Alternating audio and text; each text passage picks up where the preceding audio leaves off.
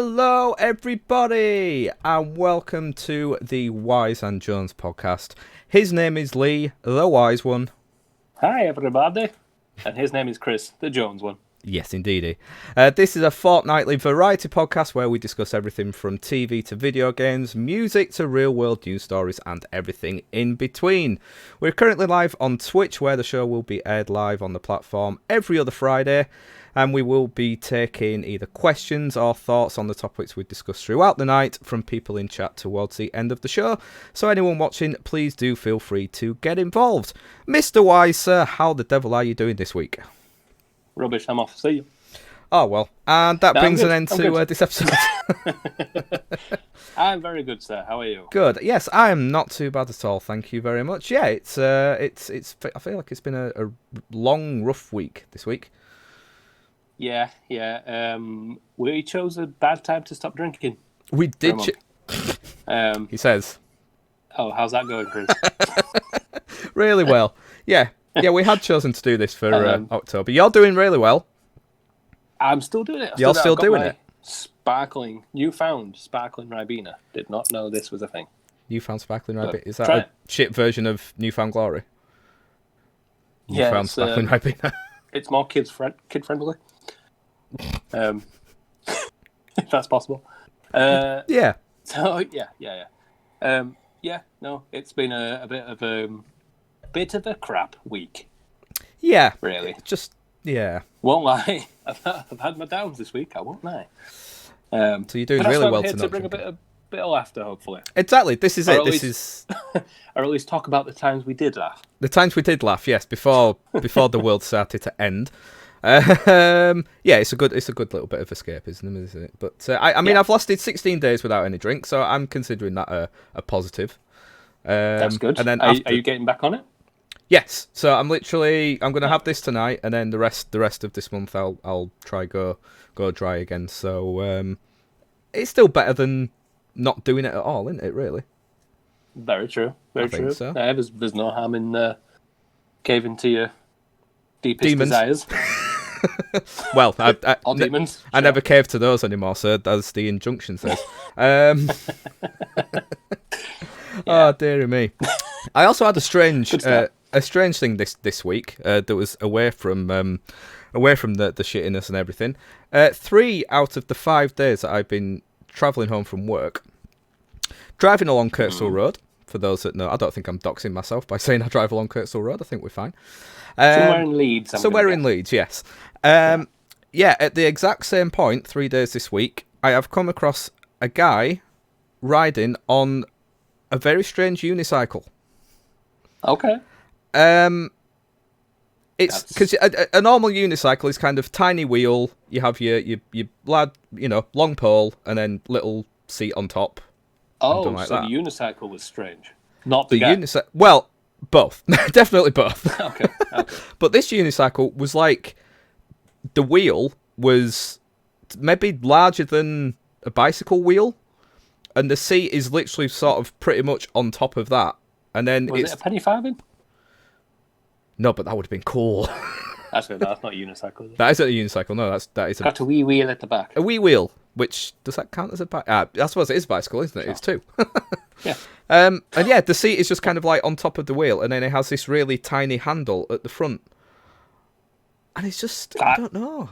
It's weird. That seems dangerous for the groin area. It seems very dangerous for the groin area. What I want to know, if I catch him again, I want to wind my window down and ask him how far he's travelling on this on a daily basis. When you say you caught him again, did you rag him off it the first time? I did, yeah. Well, first time now, I kind more of about this unicycle. First time I kind of swerved a little bit just to knock him off, and then second time I kind of dragged him down. Okay, makes sense. I have so many questions for this person. Like, I want to know what the question is. No, I want to know what the deal is behind it, how it started, why he thought this was a good way of getting to and from work. I assume he's going to work. He's sort of dressed fairly smartly with like a bag on his back. No, see, I'm picturing him in a full suit now. No, that and a top hat. And a top, top hat. Why not? And a monocle. Bowler hat. A bowler hat. Monocle. Definitely. Big twisty mustache. Pointy beard. Talks like that, say. Yes. Maybe I've travelled back in time. What you staring at my unicycle for? Oh, I'm on the way to travel. That has been a very odd sort of part of this week for me. Yeah, that sounds it. Yeah. I haven't really had. Well, technically it was last week. Can I say? I kind of can say. I probably shouldn't. Oh dear. Let's just say. Oh, okay, I'll keep it vague. Okay. Let's just say, in my line of work, I enter people's houses. You're a assassin. Sure. Something like that. A furniture assassin, yes. Yes. I have killed a few sofas, You to be have. fair. Yeah, but no, whatever you do in your own home, that's fine. You know? But make sure you stop doing it when we get there. Oh, no. No. No. No, it's not what you're thinking. Oh, okay. Right. Okay. This person was on their own and Right. may or may not have been creaming an area. Oh, no. I'll leave it there. I don't know if that's worse or not. Although I suppose there's I'll leave- various areas it could be creaming. Yeah, I'll leave that to your imagination. Yeah, Oh. it was a thing. Tried to let the awkwardness slide, and it worked. So, How do you even recover from that as the person creaming, as the creamer person? How do you? very well, apparently. Just barely an inconvenience. They just carried on about their day like nothing happened. Oh So, god! all good.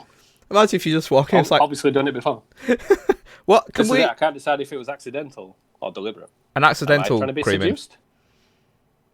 Maybe. I mean, you could have been really straightforward and just gone like, "Oh, creaming your area, I see," and just to see how they responded. Let's just say it looked a bit sore, almost like a pomegranate. Oh, what I'll with leave it bits? All those seeds. Oh no.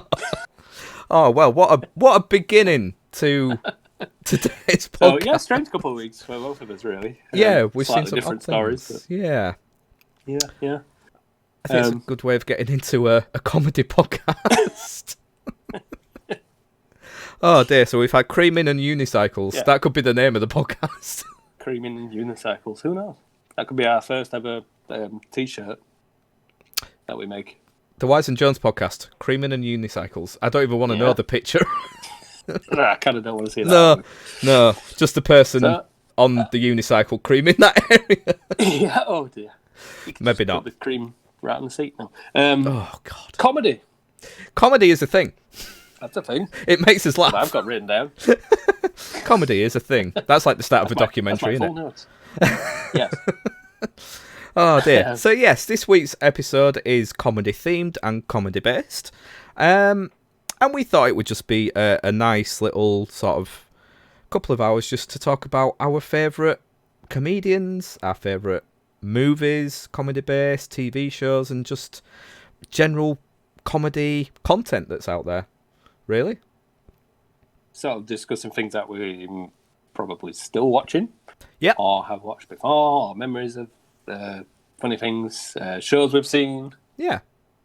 stories about comedic actors or whatever. You know? Yeah, exactly. Just basically, we're trying to cover all grounds in comedy, and yeah, just it's a nice little reminiscing thing. We were just talking before we came on air. Just like I think because we watch so much stuff, especially over the years, it's very easy to forget a lot of it as well. Like whilst trying to think of these lists the past few days, I've remembered stuff. I was like, oh my god, yeah, I used to watch that all the time. How did I forget it?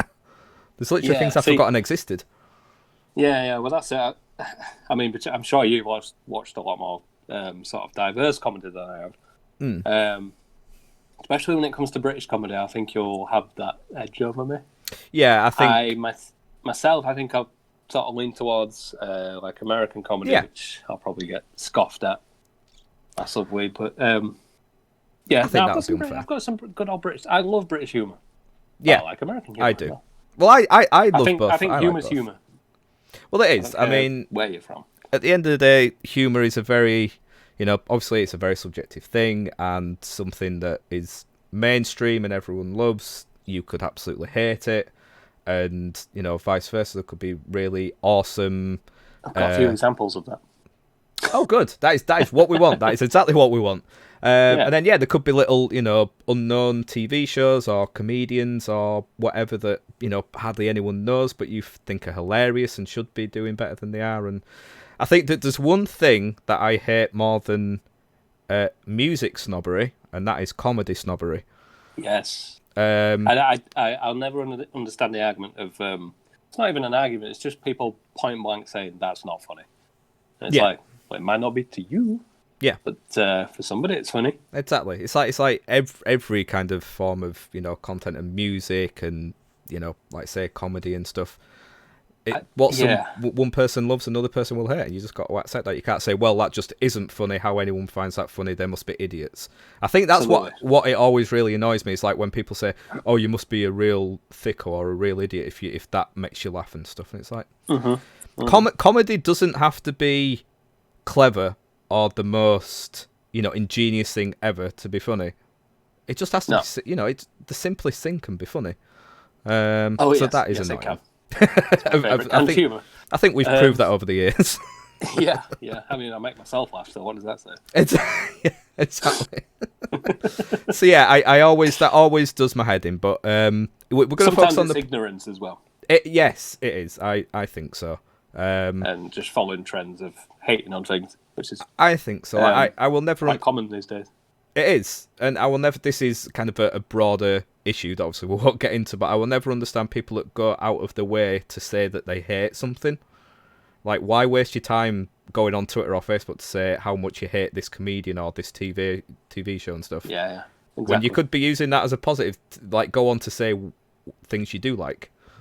Yeah, go about your day. Just, go about your day and move on. Enjoy the things that you do. So we're not going to be doing any. We're not doing like our least favourite stuff tonight or anything like that. We're focusing on our favourites and our positives, as we like to do on the podcast. The podcast. Need a bit of positivity right now. We do need some positivity right now. Podcast. I've been drinking too much wine apparently. Look at the size of this thing. The sugar from this Ribena is getting to me. This is not very good for the audio version, but this wine glass is nearly the size of my big face. Can confirm it's going from just above your eyebrows to the chin. Pretty much. Almost to the neck, I would say, actually. Yeah. Like I said, I feel like you will have more knowledge of comedy in general. I know you are a massive fan of sort of finding these hidden gems and, like I say, a lot of British humour, which is often missed in the wider world. Yeah, definitely. I think so. And things like comedy programs as well, not necessarily sitcoms or anything, but like panel shows and things. Whereas I don't really tend to watch many of those. But one area where I definitely know that you have more experience in is stand-up comedy. Haha. Yes, I do. I believe. I think, yeah. I think I can count on one hand how many comedians I've seen live. Oh, really? Yeah. I was interested by this. Yeah, I think 4 maybe. Well, I'm going to say, Solly, you've got a top 5 list in front of you. If you're not, because you just go off. Well, see, this is. I mean. Seen live and okay, yeah. Right. I see what you mean. Yeah. I've watched DVDs and. Yeah, of course. Yeah. Seen it when it has been on Italian stuff. Obviously. Yeah. Everybody always gets one for Christmas, or they used to anyway.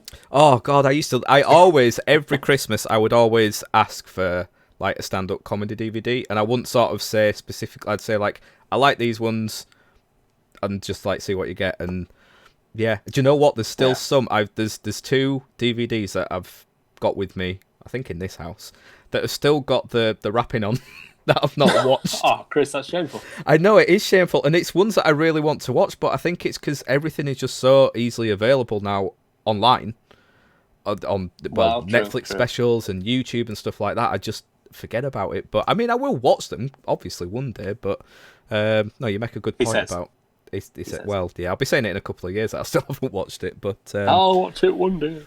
We'll watch it together. We'll do it on here. Dead. Oh, that'd be dead, Chris.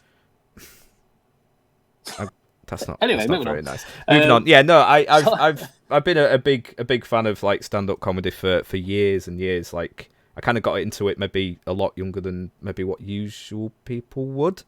So I'm like I say, I'm kind of always I will always look out for up and coming comics and ones that are maybe just do little shows here and there that have more of like an online presence now and stuff.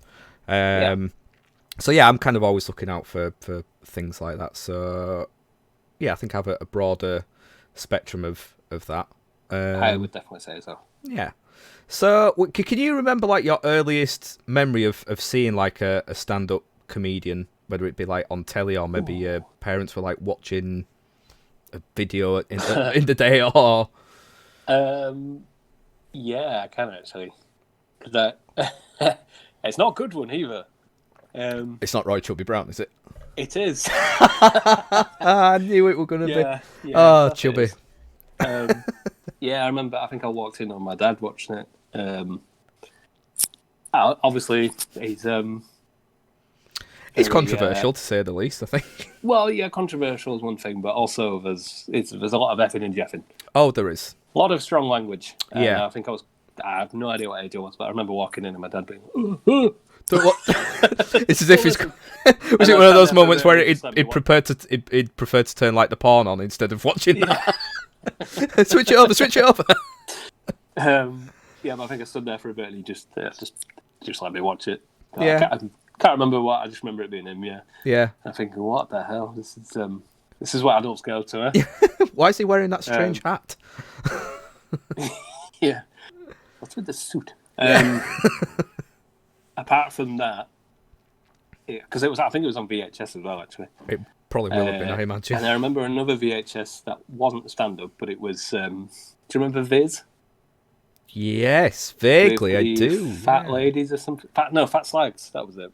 Yes. Oh God, yeah. I do. Only vaguely, but I do remember it. Yeah. It was like an animated, like stop motion thing. I think. Yeah. I think it was stop motion. I think it was something. I just remember that. Yeah.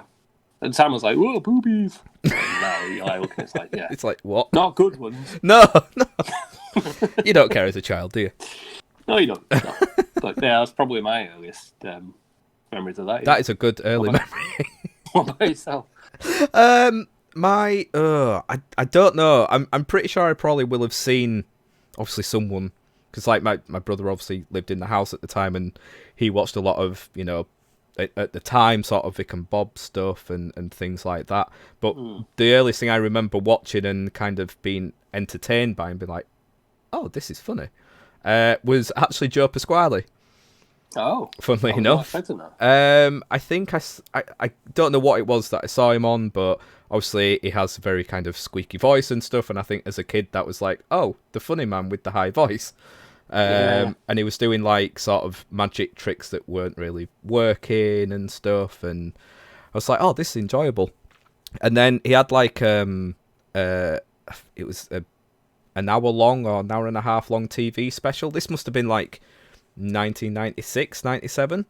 And my parents taped it.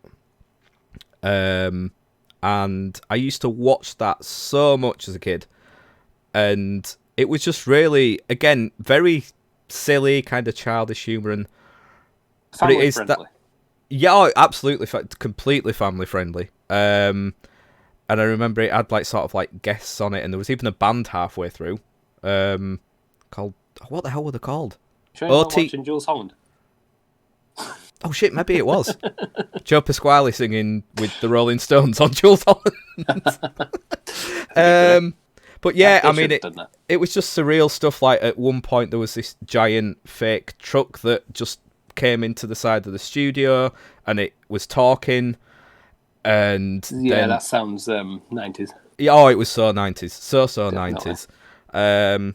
But yeah, it's just very early, simple jokes and comedy and stuff. And he were making like he were dressed as Darth Vader and stuff, and doing that whole joke of saying it like Christmas and saying, I can feel your presence and stuff like that. And it was just like, at the time I thought it was hilarious, and looking back, some of it's a bit simple, but again, it's that comedy that transcends, where youngsters can watch it and find the funny points, and adults can watch it and find it funny and stuff. So that's my earliest memory. Do you think like I remember being younger finding slapstick funnier than what I do now, but do you think it does sort of transcend into when you're older? Can you still find slapstick? Like, I know I can. See, In certain situations, I think. Yeah, I'm very. I think on a whole, I'm not a big fan of it now. But it again, I think it depends what it is and how it's done. Yeah. So like watching back, say, old, Laurel and Hardy stuff. Yeah, that's what I'm sort of gone. And like old, Norman Wisdom, his movies and stuff, and yeah, there's a lot to be. I mean, because slapstick is such a wide variety of stuff, like just intentional falling over. So like my instant of where I don't like it is like the show Miranda. I feel a lot of the stuff in that is forced and just forced falling over and like clothes just falling off and shit like that. Like I don't find that funny. I think it has to be very like periodic. Like I don't think you could have it one after another sort of thing. No. It's kind of in small. The timing has got to be very right. It has, yeah. Like I prefer. I like watching sort of sketches like that. So there's like an old famous sketch of Norman Wisdom and Bruce Forsyth from, I don't know, maybe the 60s or something. And they're two decorators decorating this room, and like Bruce Forsyth is playing like the straight guy who knows how to do things, and Norman Wisdom is like his idiotic, sidekick in it.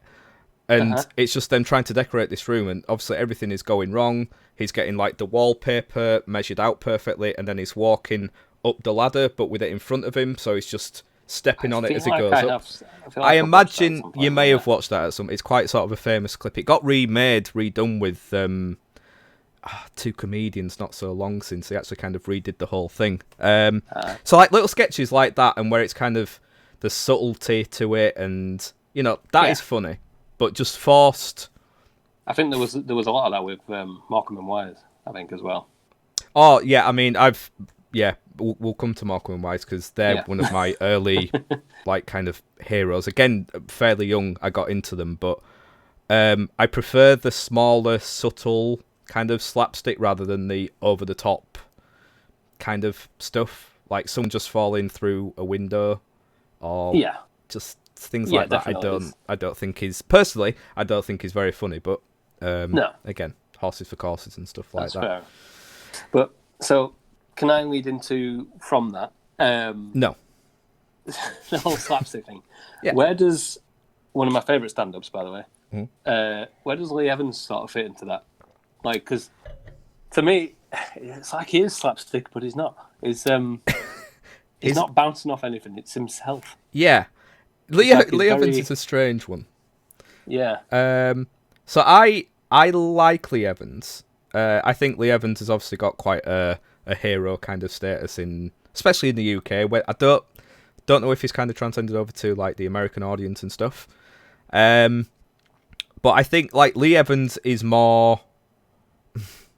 I don't know. He's a fantastic storyteller and joke teller, and that observation. He's a very astute observational comic, but he's obviously got that kind of bouncing around the stage, energetic, sweating, kind of thing. And I think that's why, for me, kind of growing up, I feel like I actually, looking back, I appreciate it more watching his comedy a little bit more now. But kind of growing up, I didn't like that side of it. So I tended not to watch him because of that. Like I was like shouting at him to just like stand still and tell the story. For me personally, at that point, but that is actually, if you take that away, it wouldn't be the same, and it probably wouldn't be as funny. True. I mean, like, I don't know. I think when I watched it, I was younger. Watched his shows. Again, I haven't seen him live, unfortunately. Hey, it doesn't look like that's going to happen either, unfortunately. He's stopped doing it now, hasn't he? That's never going to happen again. But I remember watching them thinking they were brilliant, loved them. But when I go back to watch them now, it's kind of like, because I was saying earlier about not being able to remember things, but it's like when I watch it, I know what's coming up next. It's like as soon as it begins a joke, I'm like, oh, I remember what it does now. So it's still funny, but it's like not as funny. Yeah, it takes the edge off a little bit. I mean, there is certain comedians where obviously anything you watch, you know what's going to happen. But I think with certain comics, it's a little bit more rewatchable than other stuff.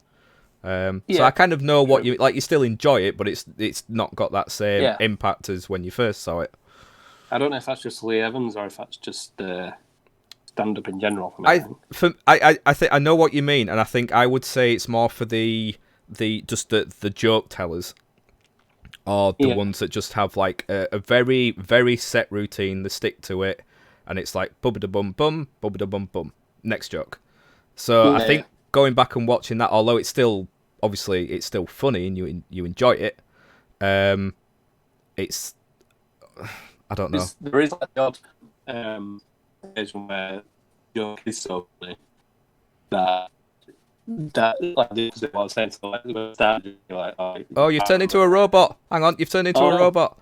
Oh no! Hang on, keep talking for a bit. It's happening to me. Oh no! Oh no, what's happening? You just sound like a robot, and it's juttering about a little bit.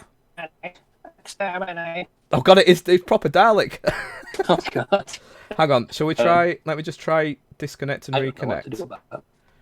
Do you want to disconnect from the Discord? Sure. And just come back on. Sorry about this, everyone. This won't be in the audio. All right. Oh dear. There's always technical issues, isn't there?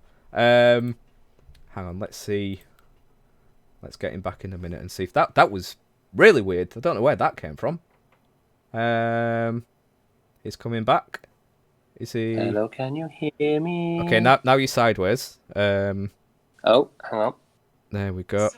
Oh, Siri's picked up on something. Fuck off, Siri. How's that? That's better. Am I good? And you're good now. That was weird. The connection just. And you're back in the room. And you're back in the room. Yeah. Don't know what that was. How strange. I don't know if can you remember what you were saying? Do you want to go back to what you were?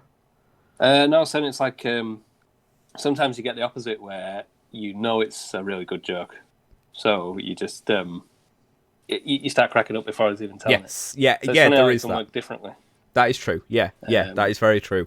Yeah, there's certain things. Obviously, you're kind of doing it along in your head as it's coming in. Yeah, you're laughing before it's even happened. Yeah, it's the same way like when you're telling your friends a joke and you're trying to tell you the joke or the story even. Yeah. You're just trying to get through it and get out for laughing.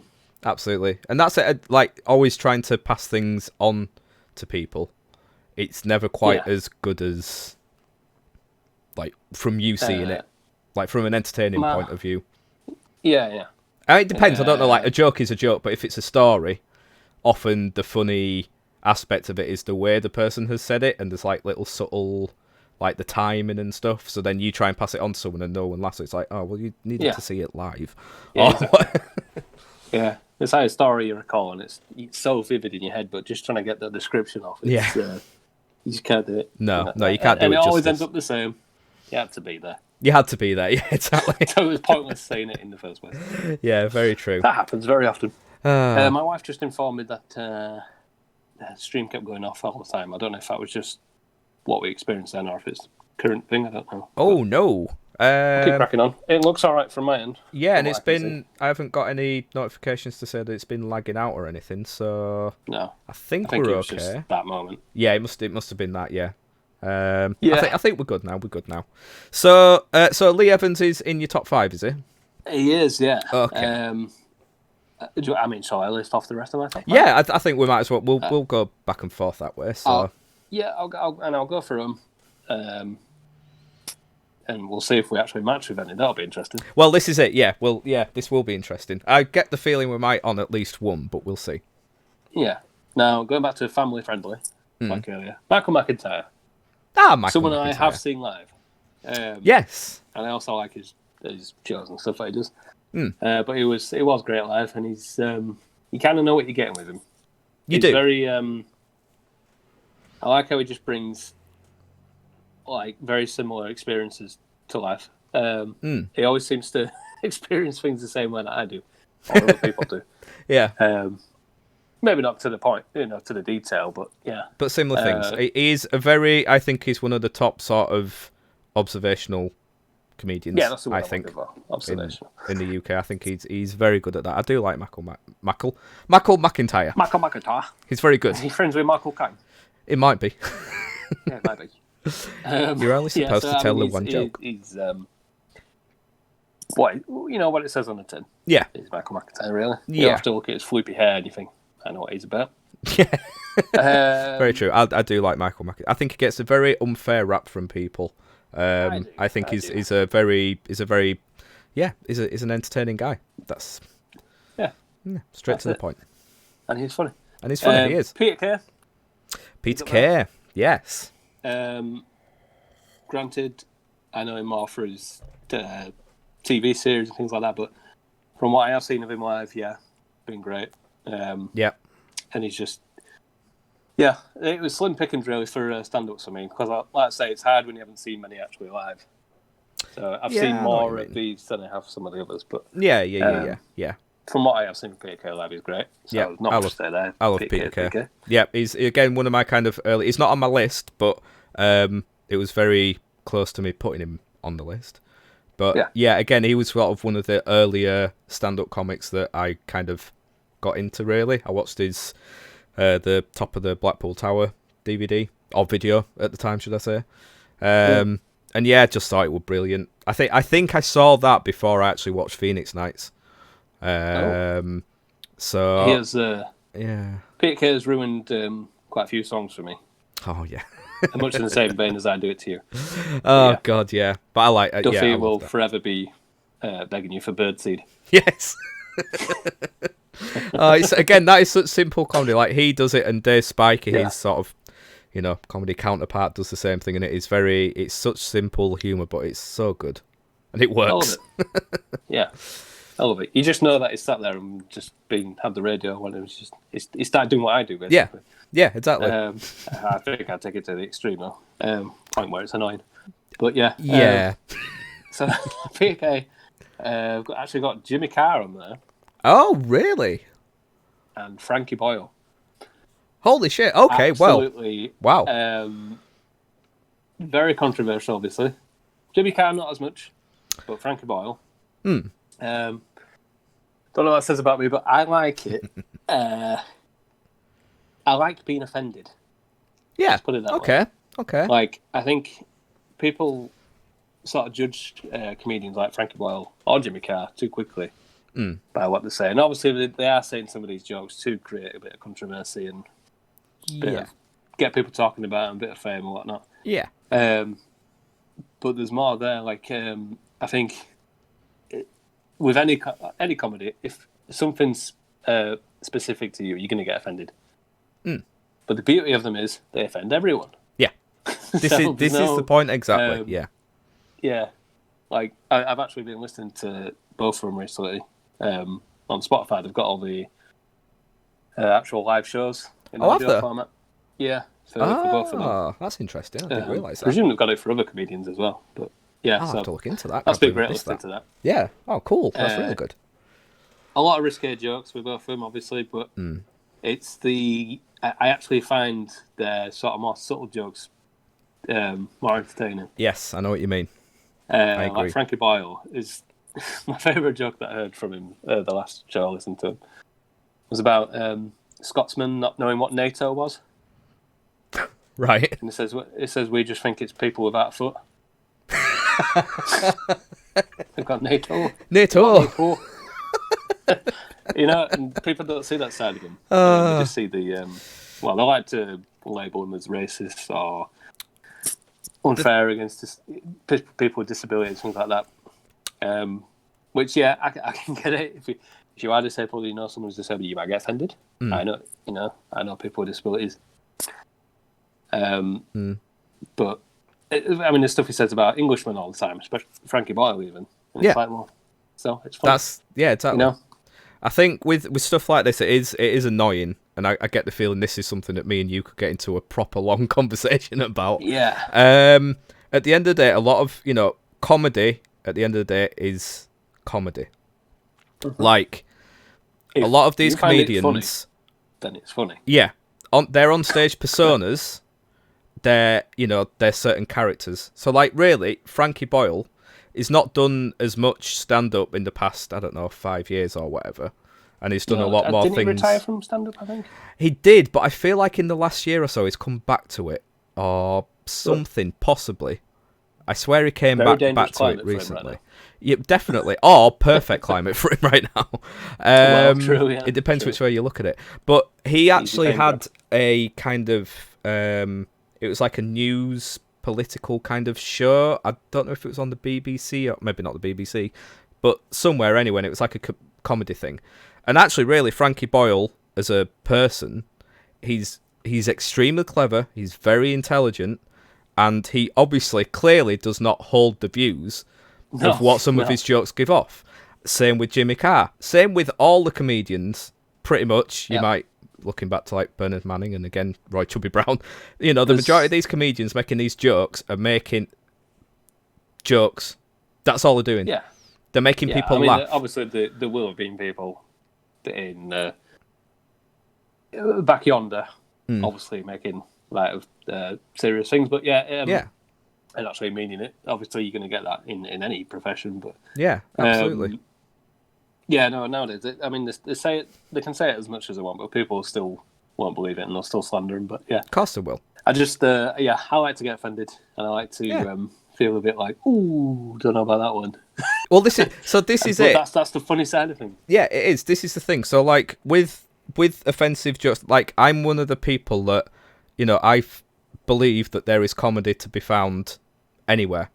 I don't think that like anything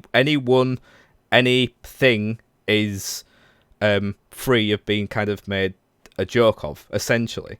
Now, that doesn't mean that I find everything funny. Someone may make a joke about something else, like, I don't find that funny. But I'm not going to say that shouldn't be happening, they need to be shut down and everything. That they have the right to make the comedy. It's not sat well with me, but I'm not going to say they shouldn't be out there still making jokes, because then they'll go on and say something else that is hilarious.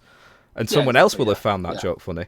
It's like Joan Rivers, I remember watching on, I think it was like a top 100 stand-up show on Channel 4 or something. And, Joan Rivers was obviously a very kind of controversial, offensive comedian, very foul-mouthed and everything. And she was sort of talking in the current day, well, at the time, and saying that, she lost a very close friend in the 9/11 terror attacks. And she said the next week she was on stage making jokes about it. Not about like that specific, but making jokes about the atrocities. And it's like, it doesn't matter. It doesn't that doesn't mean that I'm glad those people died. It doesn't mean that I'm glad this happened. I'm trying to bring some comedy out of a terrible situation, and people just don't see that, and it's so frustrating. You can find humour in anything. You can find humour in anything. Absolutely. One of my the thing I find, you can call me an asshole or whatever you want, but the thing I find funniest in life is people hurting themselves. Oh, you are a bastard for it, but it's true. In front of me, you will I'm laugh laughing before I help you. It really how is. old you are. It's happened in the past, guys. I can vouch for this. It is true. I wish I'd have seen you fall into that gate. My first thought when I essentially closed my front gate with my face, the first thing I thought was, if Lee would have been here, then I think I'd have been laughing until next year, probably. I'd still be laughing now. Yeah. I laugh at the thought of it, just the image of it. Yeah. I think sometimes that can also be funny as well, like hearing the story and having not seen it, and then you create your own kind of imagery in your head of it. That can be funny. But yeah, Jimmy Carr, I think is great. I think he's very meticulous clever and very clever in the way that he does his jokes. Like, one of my favourite things that he did was where he was trying to make the most offensive jokes but in the least amount of words, and he kind of started off with 6 and then went down to 5 and then 4 and 3 and everything. Like, stuff like that is funny. I love stuff like that. Frankie Boyle, the way he deals with hecklers as well. He is just, I've never known anybody shut people down like the way he is an expert at that. Absolutely. I think with that, I like it when it's kind of more of a natural thing. I think it's a little bit. It's less funny when it's kind of brought on, and like it kind of feels like it's been asked for. The audience info, and then you do it. I mean, Frankie Boyle does a bit of that. See, that's the part of Frankie Boyle that I don't like. I like Frankie Boyle as a comedian, and I find his material very funny. I was talking to Jax about this the other night, actually. His material, but like when he is literally just kind of ripping into audience members going along, I found that bit less funny. But again, that's just kind of a personal it's a bit thing. filler, isn't it? Yeah, it is. It is. I think so. But when it's a bit more natural, like if someone I think Frankie Boyle's quite good at doing it. Like people will shout out. Oh yeah, and he's straight at bringing them down, and that's funny. Balls to do that. Echo one of these guys, not me. Yeah, exactly. Who'd have thought it? Not me. Not me. Not me. Yeah, no. You just wouldn't, would you? So go on then. What's your top 5? Oh, top 5. Comedian. Okay, so there's one person who I wanted to put down, but really I can't class him as a stand-up. He's not someone who gets up on stage and kind of performs. He has done in the past with his comedy partner as like a stage show thing, but that is Bob Mortimer, who we have of course talked about on here various times.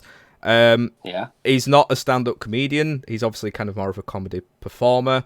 But then again, I don't know. The recent things he's been doing could be classed as stand-up comedy. I suppose. I don't know. I think he's one of the most naturally funny, witty people I think I've ever known.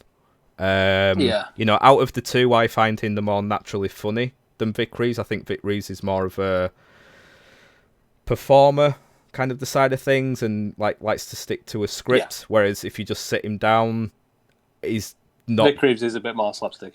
Yeah, he's got like that side of him more than the kind of just telling jokes and stuff. Yeah, I feel like I got to know Bob Mortimer a bit better during lockdown. Yeah, definitely. But going back to the earliest memories, that's something that's quite early on. Is what do you call it with Shooting Stars? Shooting Stars. That's it. Yeah, me too. Me too. My brother used to watch it. Yeah, that's probably one of the earliest. But yeah, sorry, carry on. No, it's fine. Yeah, I mean, from early ages, I used to come in, like my brother would be in his room and I'd go in and sit down and watch things with him, and this Shooting Stars thing, like, again, as a kid, not a clue what was going on, but yeah, the Dove from Above and this little grown man baby on the drums and just, you know, crazy stuff. But from that age, I don't know, I feel like I've not really appreciated Bob Mortimer until the past sort of 4 or 5 years, and kind of noticed that natural humour. I think a lot more people have seen it through his appearances on Would I Lie to You. It's made me want to watch his fishing programme. Oh yeah, you definitely need to watch that. Yeah, I need to watch that. Gone Fishing that he does with Paul Whitehouse. You know, again, another funny, very funny person. But he's just such a naturally funny person. Like, you can tell he's not even trying. Like the stuff that's going on in his brain. Not a clue how he. Some really people are just wired that does way. It. They are, yeah. Some people are just wired that way, and I'm so jealous of people that are wired that way. But so yeah, I had to mention Bob Mortimer, even though he's not really kind of a stand-up. But thank you very much. Just this once. Okay. Don't make that mistake again. I won't. I promise. So next up we've got Vic Reeves. No. So one of an older comic that is sadly no longer with us, but Ken Dodd. Ken Dodd. Such a classic stand-up comic, very much from the kind of variety era of comedy. You know, the variety shows that you used to get in, you know, Lead City Varieties and stuff. They had like the good old days they'd have a comic-con, they'd have a singer, they'd have a magician and stuff. Bit of a variety then. A little bit of variety, yeah. And yeah, I mean, he'd been doing it since, I think it was late 50s, maybe he started stand-up, or maybe in the 60s or something. And he's just a very simple joke teller. Kind of mixed in a little bit with observational stuff. And yeah, it was just, again, very harmless. It was, you know, it was family friendly. He didn't swear or anything like that. And he would just tell jokes for hours. I mean, Ken Dodd was famous for just doing, you know, these incredibly stupidly insane long shows. You would go in at like 7 o'clock and you'd be coming out at about 11:30, 12 o'clock at night. And he would just, you know, he'd make jokes about like, you know, if people would be standing up to go to the toilet, it's like, there's nobody trying to get out, I've locked the doors. And saying like, you know, I hope you brought your picnics along and your sandwiches and your Tupperware and stuff. But it was so amazing and so creative. And watching him in like documentaries talk about comedy, he was so passionate about it. He was a very he would read all the possible books about like entertainment and like comedy from the early years and stuff like that, and the theatre and stuff, and watching him talk about like comic timing and stuff. And he was so perfect for that. I think that's why I did enjoy him. Like, anyone can tell a joke, but to just make it that little bit funny, you've got to have that comic timing with it as well. Yeah, you got to know when to pause, and it's, you know, he described comedy as like being a very expensive, fine like watch that you've got to keep, you know, twisting and tweaking and stuff as you're going along. A bit of comic timing. Yes. So yeah, I was lucky enough to see him twice. I saw him in Scarborough when I was younger, and I saw him at Leeds City Varieties. And do you know what? Watching him perform live, he was still... I mean, he was performing until he was... God, how old was he? 88 years old. I think he died when he was 89 or 90. And that's dedication. Oh, I mean, he always said he would be performing until he, you know, is 6 foot under, essentially. And he did. Like, when he died, he had shows booked for like the year after. So even though it was that thing of, you know, it was a 90-year-old person that had died, it was still that thing of, you thought it was going to go on forever, sort of thing. Still going to be my... Yeah. I mean, I won't be assassinating furniture when I'm that age, if I make that age. No. I imagine it'd be a lot more difficult, and you might be seeing more harrowing things like that, but yeah. Well, I was going to say, surely you'll be the one that's applying the cream. The roles will reverse. Yeah, I'll be applying the cream. But yeah, I think the last time I saw him, he must have been it must have been in his 80s by that point, so maybe he was like 82, 83 or something.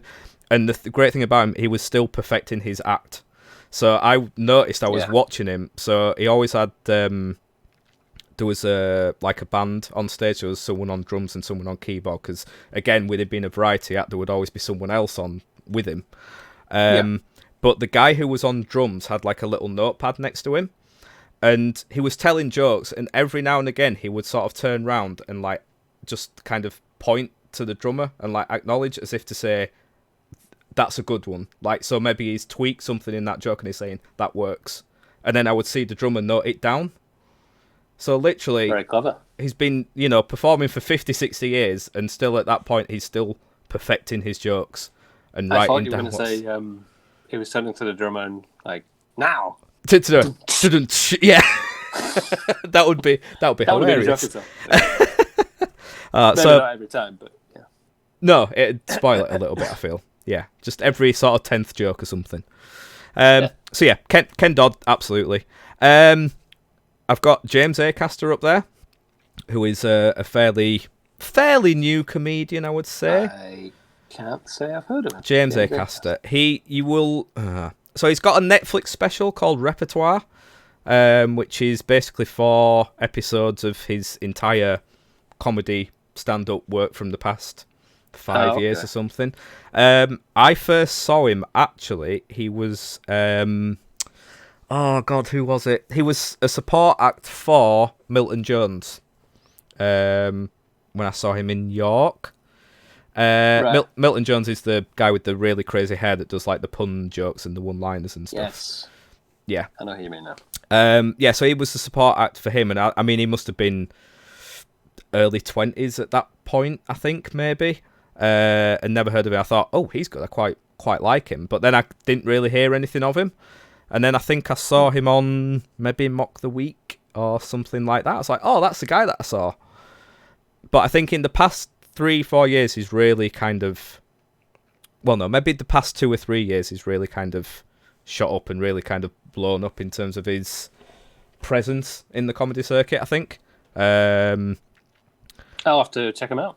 Definitely. He's kind of he's much more of a storyteller and a little bit kind of wacky at the same time, but very kind of like a straight-faced sort of comedian. And it's clear like a lot of the things are made up, but clearly also loosely based on his life as well.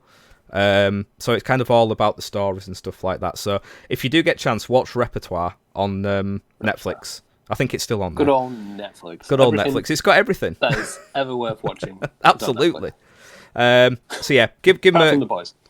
Apart from The Boys, which I still need to watch. So yeah, James. Yes, he's good. Bill Bailey. Bill Bailey. Bill Bailey. You have seen Bill Bailey. We went to see him in Halifax. We did. When I went to draw some money out from the bank and forgot to take the money. You did do that. That was stupid. Yeah, Bill Bailey is just comic. So these last three now are kind of like my top three holy grail kind of comedians. So yeah, Bill Bailey, I've again loved since sort of I was early teen. It's like 2002, 2003. I'd seen him on things like Nevermind the because he was Team Cats on Nevermind the Buzzcocks. That was it. And I kind of liked the stuff on there. And then I think maybe one of his live shows was on when like Channel 4 used to put live comedy shows on. Yeah. And I think I saw Part Troll on there, his stand-up show. And I was like, oh my God, this is amazing. He actually does the music as well.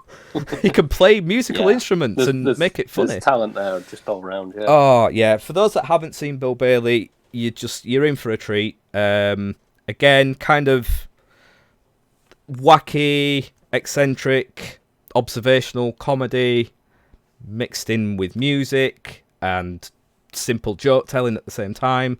Like, current affair stuff. He'll, always make jokes about stuff that's going on at the time.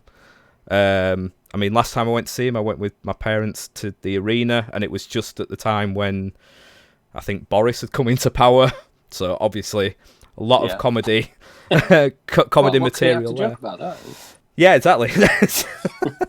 But yeah, I mean, it's very kind of weird humour as well. I mean, for example, again, the last time I saw him, he just had a pedal bin on stage that when he pressed on it, this shining light would come out and this booming music would come out, and that was it. He would literally just step on it, that would happen, and then he'd go back to his routine. But yeah, I mean, like I say, you've seen Bill Bailey, you know what he's about. He's just a hilarious man. Hilarious man. Yeah. Second, Eddie Izzard. Of course. I love this man. It's very hard to separate these top three for me, but I think I've done it. Yeah, Eddie Izzard is obviously, again, a lot of experience, been going for many years, since like the 80s and stuff. And again, I think we can pinpoint my humour down to eccentric and weird sort of humour. And I think Eddie Izzard is that. More on the weird. Yeah, definitely. But yeah, Eddie Izzard is such a very clever person, very intelligent man, and he never fails to make me laugh. His routines are just always so well kind of choreographed in a way.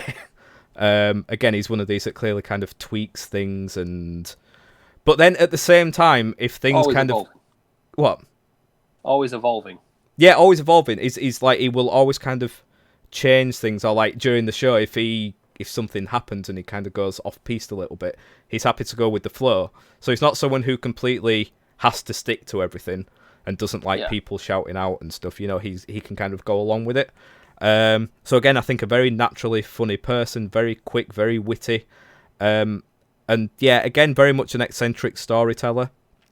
And I have so many phrases and things that I will say in everyday life that I've got from his DVDs and his shows and stuff. And yeah, I never know where they're from. No, exactly. No, well, this is it. You say things, and it's just like people don't know what I'm talking about, but yeah. But you do. But I do it. That's all that matters. Yeah, I was lucky enough to go see him last year with Charlie. And it was everything I'd always wanted. Really, he didn't disappoint. Put it that way. And again, sadly, it looks like we probably won't be seeing him live for a while because he's getting into the politics now. Is he? Which is always I think he's starting up his own sort of independent kind of way of thinking and everything. Can we vote him for Prime Minister? I so wish we could. I think he's going for a local her local constituency and stuff, like as a independent thing. But I think it's kind of all been put on hold with everything that's going on. I'll take anybody at this point. I would. Yeah. I mean, Eddie Izzard is one of these people that is just very much he believes in people and the human race and everything. He's very much an advocate of people. He believes in people, and he feels that we can get this together and everything. And I, don't always necessarily agree with that, but he's got a lot more belief than. I was going to say, it's like the opposite of me then. Yeah, it's like zero faith in people are the worst. But I mean, he brought out this like a slogan. Not you guys listening though, or watching. Oh no, you guys are great. You guys are fine. Yeah, except you. You're a dick. You know who we're talking about. Yeah. He brought out a you've got the whole "Make America Great Again," red caps and everything. For his live stand-up show, he was selling "Make Humanity Great Again," and it was a blue cap. So I have one of those caps somewhere. I don't know. It's somewhere. So yeah, unfortunately, it looks like he won't be doing any stand-up for a while. But I've got to see him now, and I can die happy essentially. And finally, my number one. Let me guess. I bet you can't guess. Let me guess. Does it begin with R? Yes. Is it Ross Noble? Yes, it is. Ross Noble is... Shock. Yes, massive shock. I've been to see Ross Noble about 8 or 9 times. I think about 9 times. I've not quite got into double digits yet. But I just love that man. Again, kind of one of the earliest stand-ups that I properly kind of went all out and like, I need to go see this guy. I need to buy all the DVDs he's got out, which I think at the time was 2. Tall order then. Yeah, exactly. Considering he's got so that probably works out. He's got about 9 DVDs out now, and when I first got into him, there was only 1 or 2, I think. So, he's great. Again, very weird, eccentric. It's not going to be for everyone, but like when we talk about your kind of scripted comedians that go off, joke telling, and they've literally written everything down, Ross Noble just does whatever the fuck he wants. Yeah, I have noticed that from what I have seen of him, yeah. Yeah, I mean, it's kind of a famous thing, like people always bring it up, and I think it's like on his Wikipedia, that like literally before a show or like before a tour, he will literally have 3 or 4 main jokes or points that he will always want to do. And you see that, obviously, he's got certain points in his routine that he goes out to do. But I would say, like, he's got to have, exactly, you can't go out there with nothing. Although, in fairness, with Ross, I get the feeling he actually could. For those, true. Yeah, for those that haven't seen Ross Noble before, he is just the best at kind of riffing off the audience. He will straight away, he'll come out on stage, say, how you doing? And he will already have pinpointed something or someone in the audience that he was like, wow, that's a nice hat, or something like that.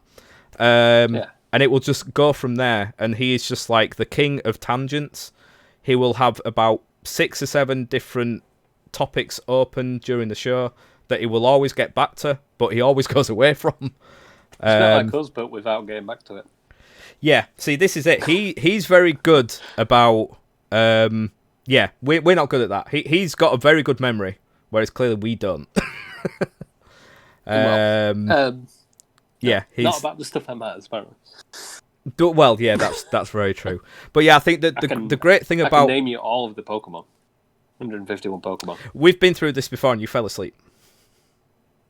I did. On your chest. It was a beautiful night, just after seeing the man potentially die on stage. We'll just leave it there. On stage, bottles of wine. Pokemon. We'll leave it there. We'll leave it there with no context. So, yeah, he's great. I think the thing I like about him is that he, you could potentially go to a tour of Ross Noble, go every single night, and you would see a completely different show every time you see him. He's just that kind of quick off the cuff with everything. And yeah, he's, he can be offensive sometimes. I've seen some stuff where it's maybe not his proudest moments, but again, he's one of these that, I'm not just offending this group of people. I'll offend everyone. Exactly. He's done jokes about Muslims, and he was doing stuff around the time Jade Goody died. Very popular topic. Very popular topic. Very popular topic. At the time, So he's one of these that he can say very harmless kind of things, but he can go off the board and see if he can offend people and stuff. So yeah, Ross Noble is great. I will, whenever he's in town, I will always try and go see him at a show, not like in a coffee shop. It's like, hey Ross, you fancy going to Costa or something? Let me love you. Let me love you. I want to stroke your hair. But yeah, he's great. I love Ross, and he will always, forever be my kind of number one stand-up, essentially. Very good. Yeah. I just want to ask you, what do you call a nosy pepper? I don't know, Lee. What do you call a nosy pepper? Jalapeno business. One of these days, I just don't want to react to these jokes and just get on with the podcast, but I can't. It's impossible. You love them. It's impossible. You love them. Couldn't do a comedy podcast without some beautiful dad jokes. Yeah, it's very true. They are beautiful. Your dad jokes are beautiful. So there we go. That's stand-ups then. Cool. Stand-ups, yeah. We didn't say the same one once. We didn't. I was surprised by that. I don't know why, because, Yeah. I mean, it's good to have that variety, isn't it? So yeah, stand-ups. I mean, I like all the people mentioned, except from the guy I haven't seen, because I've yet to see him. James Acaster. If you like him, I like him. Yeah. I think you would James like him. Acaster. It's kind of silly stuff, and I think you'd appreciate it. Yeah. Oh, Mr. Wise, I can't believe I'm having to do this. Oh, you know. I don't know how. I've hardly drunken anything, but I'm going to have to go for a tinkle break. Oh, you tinkle. How have I done this? Tinkelheimer Joseph Smith. Right, what I'm going to do is I'm going to leave you to entertain the audience, because I'm literally just going to be a minute, so I'm not going to go to the break screen. Okay? Cool, I guess. Yeah. The floor is yours. Don't get me banned. So, what do you get when you cross it? No, I'm not joking. That's what I want to know. Okay, cool. Well, this is the Wise section of the Wise and Jones podcast now. Some top information for you. If it's yellow snow, don't eat it. And that's been the top tips of today. If you listen very carefully, you might hear the tinkles of a Mr. Jones in the toilet. No, that's just loneliness. Moving on. What are the strongest days? Saturday and Sunday, because the rest are weekdays.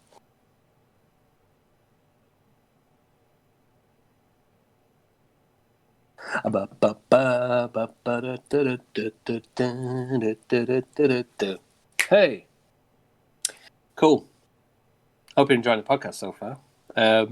If you haven't checked out our socials, please do so. Check out our Twitter. I have no idea what Chris's is, but mine is at Future L4W. So, you were please saying? Don't tell Chris about that racist joke I just said. Oh dear me! Apologies for that, everyone. I can't. But I even planned out so that wouldn't happen this stream and this podcast, and it still happened. You missed the top quality dad joke. It's fine. Well, I did my job. I have the job. What you've done is you've given future editing Chris a little extra. Yes. Yes. I hope you enjoy. Oh, I hope I do.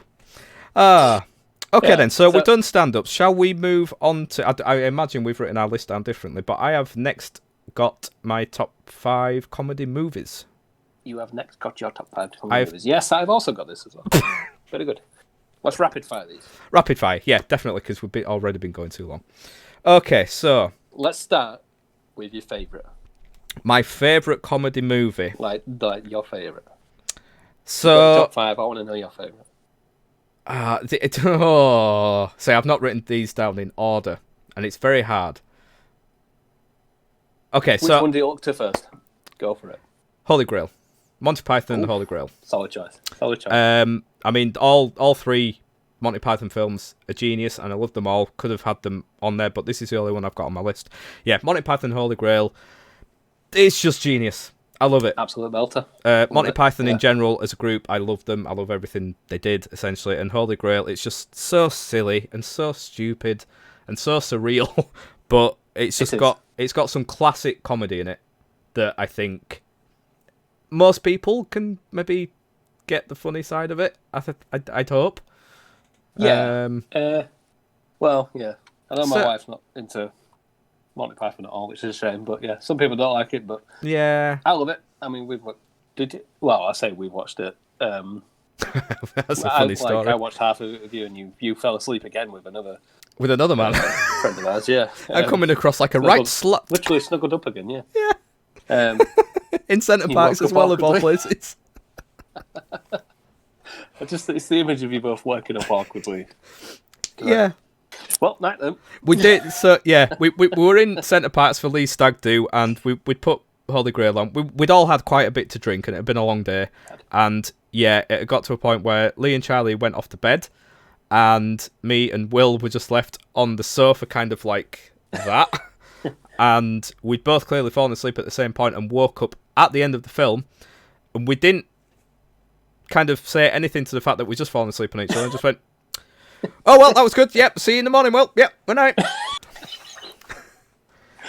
Just waddling off to the bedroom. It was awkward.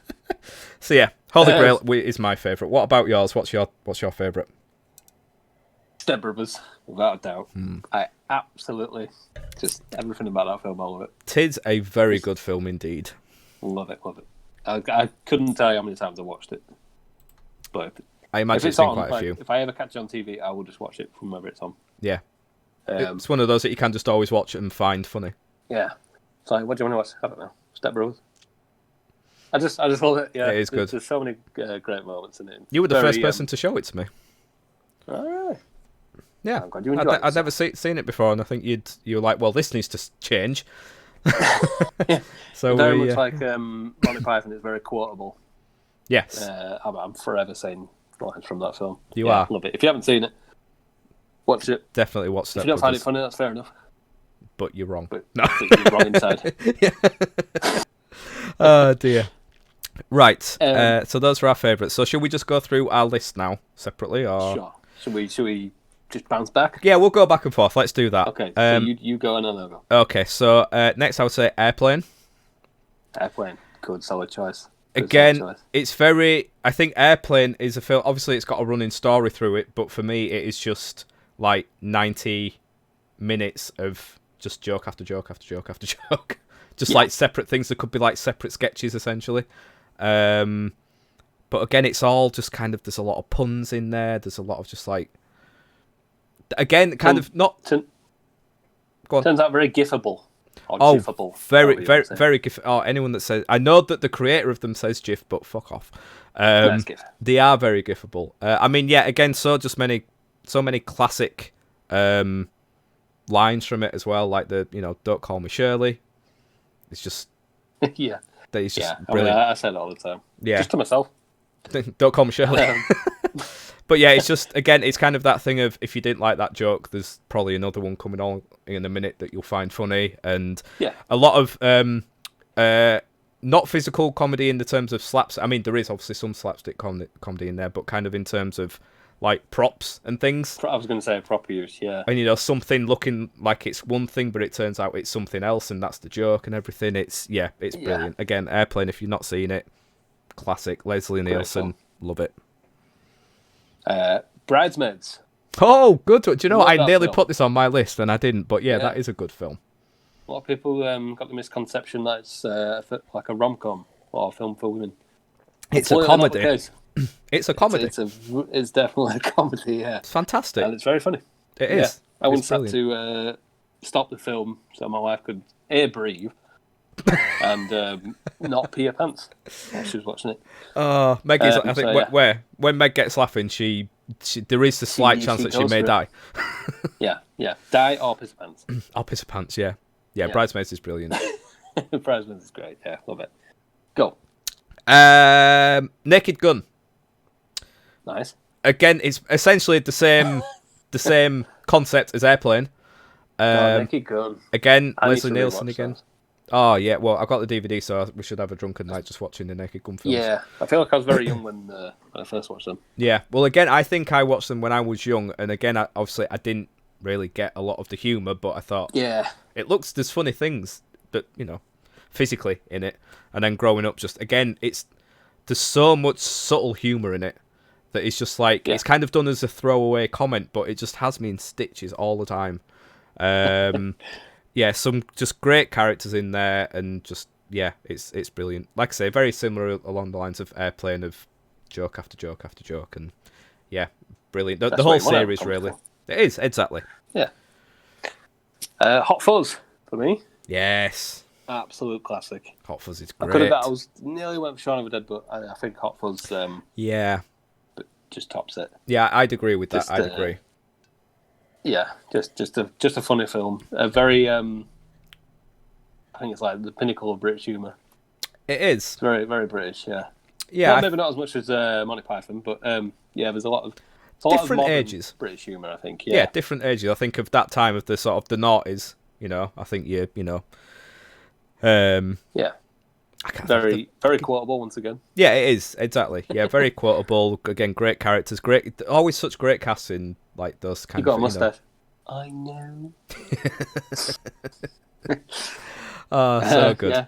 Hot Fuzz. Hot Fuzz. Great acting, great story. It is, yeah. Very funny. Yeah. Good mystery as well. It is actually like as a like you kind of gripped into it as well. Like as long you know it's a comedy and the story doesn't really matter too much, but actually it did with this one. It's quite a good mystery. Like you're paying attention to what everybody's saying. Yeah, absolutely. The payoff is great. It is. Oh yeah, totally worth it. Totally worth it. I will just give a quick shout out to one that's just been said in chat, and Dodgeball, because I've got that on my list. This isn't a top 5 list for me, I must say. I put quite a few down. Dodgeball is great. Dodgeball's fantastic. Dodgeball is good. Classic film. Harold and Kumar Go to White Castle is great as well. So I've not seen that, unfortunately. That's good. I did watch it quite. I must have been like late teens when I watched that. Yeah, good film. Probably a good time to watch. It's not up there for me, but it's a great film. Yeah. I like that. Well, I mean, this is. I mean, I could have put down so many possibilities here, but we've only got a limited amount of time. So my next entry is See No Evil, Hear No Evil. Oh, what a film! Gene Wilder and Richard Pryor, probably, arguably, at their finest. Kevin Spacey in it as well, and I can't remember the other actress in it, but that is so good. Again, kind of a good story to it, like in that you want in these two people, one of which is blind, to actually work together. Just to work together, yeah. So you got one guy that is blind, and the other guy that is deaf, and they were basically both there at a murder. So one of them saw it but didn't hear it, and one of them heard it but didn't see it.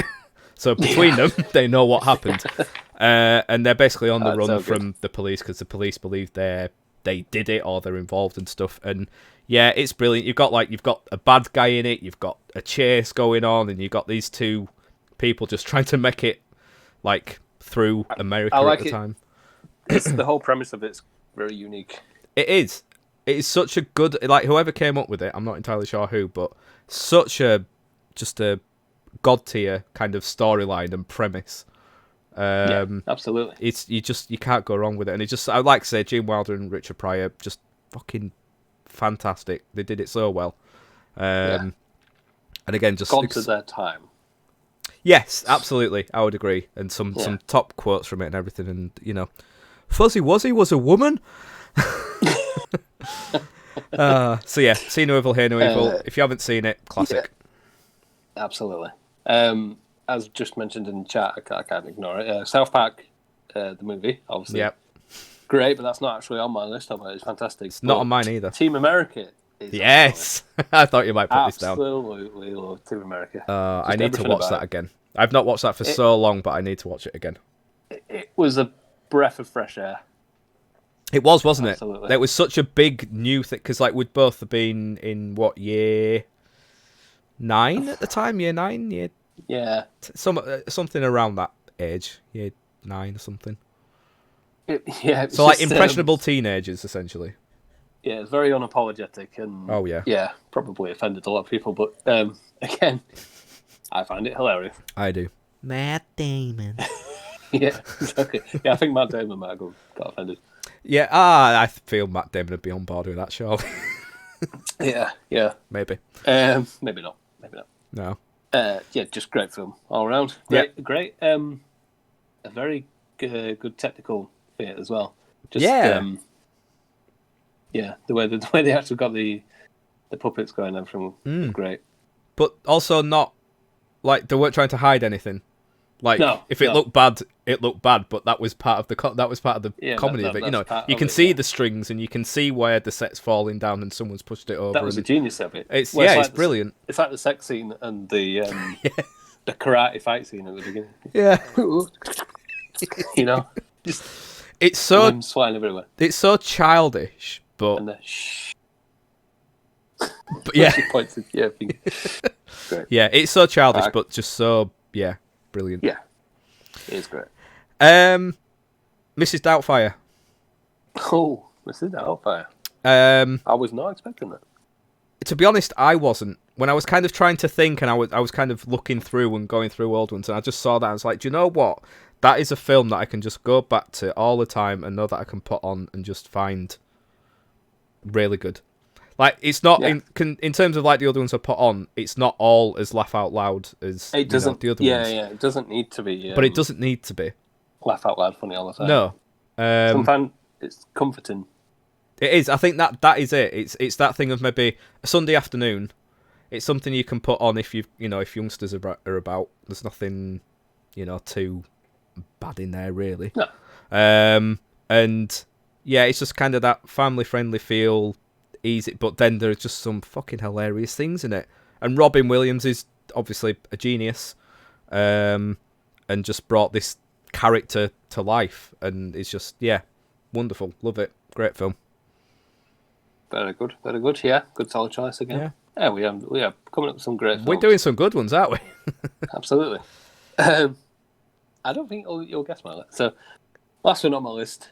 Like I said, there's so many great films, it's hard to narrow it down, innit? Yeah, oh, absolutely. But one that, again, for some reason I like very quotable films, but I think that's a good sign. I think it because they leave an impression on you. Yeah, definitely, yeah. I think that is a good sign. Very memorable. That's Tropic Thunder. See, I love that Unfortunately, film. I've not seen this film. Oh, you need to see it. But I need to see it. But, I know from what you've said and what other people have said, it is clearly a very good film. Would it be made today? I don't know. But is it Robert Downey Jr. that's Robert Downey Jr. doing blackface? But that's like the joke. That's the joke. If that's a joke, then I think he's it's a dude disguised as another dude. No, he's a dude playing the dude disguised as another dude. Head fuck. And that's what he says himself. Big names in it, and they all do great, especially Tom Cruise. Yes. He's very good in that. I don't know how much you know about it, but I didn't even know until the credits rolled.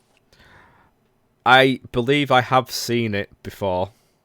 Yeah. Or like a clip. My mind was blown. May even have been you when we used to work together. I believe it may have gone on in the office on YouTube at some point. Maybe so. Yeah. But I must admit, I think you put it on and he was like, "Who's that actor?" And I was like, "No idea." Yeah, it's like Tom Cruise. Like, me. What? Just everyone in it. Just Jack Black. It's just a fantastic cast, isn't it? Really, when you look at it. Yeah, Jack Black, Ben Stiller, Robert Downey Jr. Yeah. Very good. Great film. Yeah. Definitely need to watch that. Right. Okay. Final two. I will just go through this very quickly. Anchorman. Don't think I really need to say much about Anchorman. It's again classic cast. Will Ferrell, Steve Carell, Paul Rudd, and I can't remember the other guy's name. Nope, it's gone. Who did you say? Steve Carell, Will Ferrell, Paul Rudd, and no, I can't remember his name. But fantastic the cast. Famous one. The least famous one, but it's just great. Again, something that leaves you with so many so many quotable parts from it, and it again just something you can put on, and even though you know what's coming, it's still funny. The whole fight scene is just fantastic. Sex Panther works every time, 60% of the time. Yeah. Again, so silly, but just simple, funny. Simple funny, yes. Not simple comedy, simple funny. Simple funny. Not simple funny. Simple haha. Simple haha. Wait, what? Simple like us. Yes. That afternoon delight. And finally, I just very quick want to say Finally. Young Frankenstein or Young Frankenstein. Again, Gene Wilder, Mel Brooks production, Marty Feldman in it. Brilliant. If you've not had a chance to see that, again, it's a very... I mean, you know Mel Brooks' film. It's the Blazing Saddles and the producers and stuff like that. So, I was just about to do a shout out to Blazing Saddles. Which I've still not seen, and I fucking need to see it. Just never had the chance. But yeah, Young Frankenstein, or Young Frankenstein, is... I'm scared to say my favourite line from that film, so I won't. No, don't. I know which line you're talking about, so let's not do that. Just say, ding. Ding, yes. Yeah. Yeah, it's brilliant. It's a weird, surreal take on the whole Frankenstein story, and it's just brilliantly done and very well acted. Yeah. And that's all I got to say on the matter. That's movies. Why did Humpty Dumpty have a great fall? I don't know. Why did Humpty Grumpty have a dick? Humpty Grumpty? Oh, God. Because he had such a lousy summer.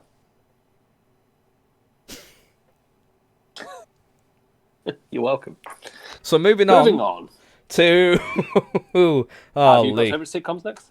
I do, yes. Have you done a separate... Have you done UK and US, or have you just put them together? Just together. Just together, I'll be honest all right. here, none of them are English. All right, no, that's fine then. That's fine. Friends. Yes. Ding. Got that on there. Number one for me. How I Met Your Mother. Yes. Ding. Obviously got that. Absolutely. Controversial one. Big Bang Theory. I've got that on there as well. Yeah. We're both up to that. Yep. Frasier. Oh, Frasier's good. I nearly put that on my list. I remember watching... Frasier's something I never appreciated when I was younger. I remember watching it before school. That's when I got to watch it as well. It was on like 8 o'clock in the morning or 7:30 or whatever on Channel 4. What came on after it? Everybody Loves Raymond.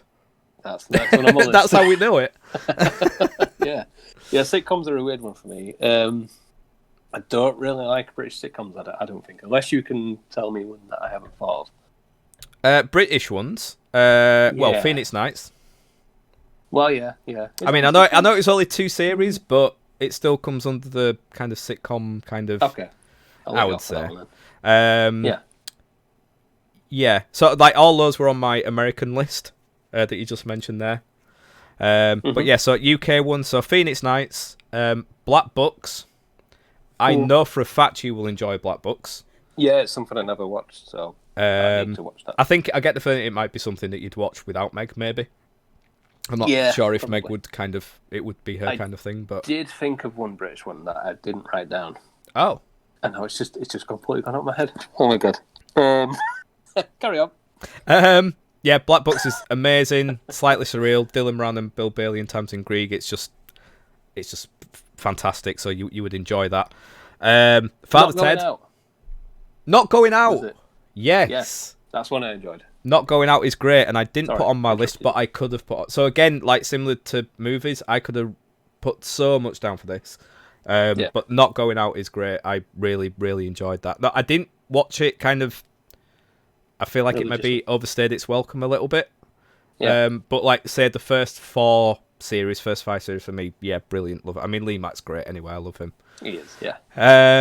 Father Ted, for me, is a classic. When people ask me, like, what would you consider kind of classic? I know it's only from the 90s, but... I love what I've seen from Father Ted, but I haven't watched enough to judge it, I guess. I hear you're a racist now, Father. Yes, I have seen that. It's so good. Again, it's just one of those easily quotable things, and there's so much great stuff from it. So much great content, and again, I know you would love it. The characters are great. Father Jack is obviously just a legend. So yeah, Father Ted. Another classic, Fawlty Towers. Yeah, of course. Is one again. Only seen bits and bats here and there. Never watched it as a series, so yeah, wouldn't like to comment. It's I mean, the thing about Fawlty Towers is there's not really that much of it. I think there's only 12 episodes in total, or I think it's 12 episodes. Because it was only two. Was it classed as 2 series or 3 series? I didn't realise that. But they didn't have many. That's the thing. It's so massive and so well known, but there's only 12 episodes of it, which is. You kind of think about it. It's like it's scandalous that there was, but in a way, the fact it was just so short, it's kind of makes it better, and it's just kind of golden and everything. But yeah, that's classic. Toast of London. Oh, you would definitely enjoy that. I forgot about it. I've seen. Wait, did you watch it? Did you watch it all? You started yeah. You started watching it, didn't you? But I don't know if you finished it. I don't know if I finished it, but I completely forgot about Toast of London. Yeah, Matt Berry. Very good. Classic. Yeah, from what I'd watched. Yeah. Oh, it's so good. It's kind of. I know it's that humour. Oh yeah, fucking Clem Fandango. Yeah, it's fantastic. Nuclear weapon. Yeah, not for everyone, but I love it. It's again very kind of eccentric. I mean, Matt Berry obviously kind of comes from the whole like he's pals with Vic and Bob and stuff, and kind of that very out there esoteric kind of comedy. But yeah, brilliant, love it. Red Dwarf, which has also just been mentioned in chat as well. Red Dwarf is again I don't want to say it's a classic because I feel it's got more of a cult following. Red Dwarf. But again, I love it. It's something that I can always just put on in the background. If I'm kind of maybe doing something else, I know I can put it on and enjoy it. Again, something I haven't seen enough of. No, I mean, it is. I mean, you forget how old it is, but like the first, I think it was 1988 that it started. First couple of series. Didn't they do one recently, the past few years or so? They did. So they've kept bringing it back kind of periodically, really. So like, I think in the mid to late noughties, they came back with like a feature-long episode, and then they brought back a couple of series again, like 5 years ago or something. But so they're still doing it every now and then, like for a series at a time, which is great. Doesn't have that. I mean, they've still been great. The ones that I've watched have been enjoyable, but it still doesn't have that same feel as the original ones do. No. It's very up and down, Red Dwarf. Like kind of the later it got in the original run, it started to lose its charm a little bit. This is what I was going to say after you mentioned Fawlty Towers being so short.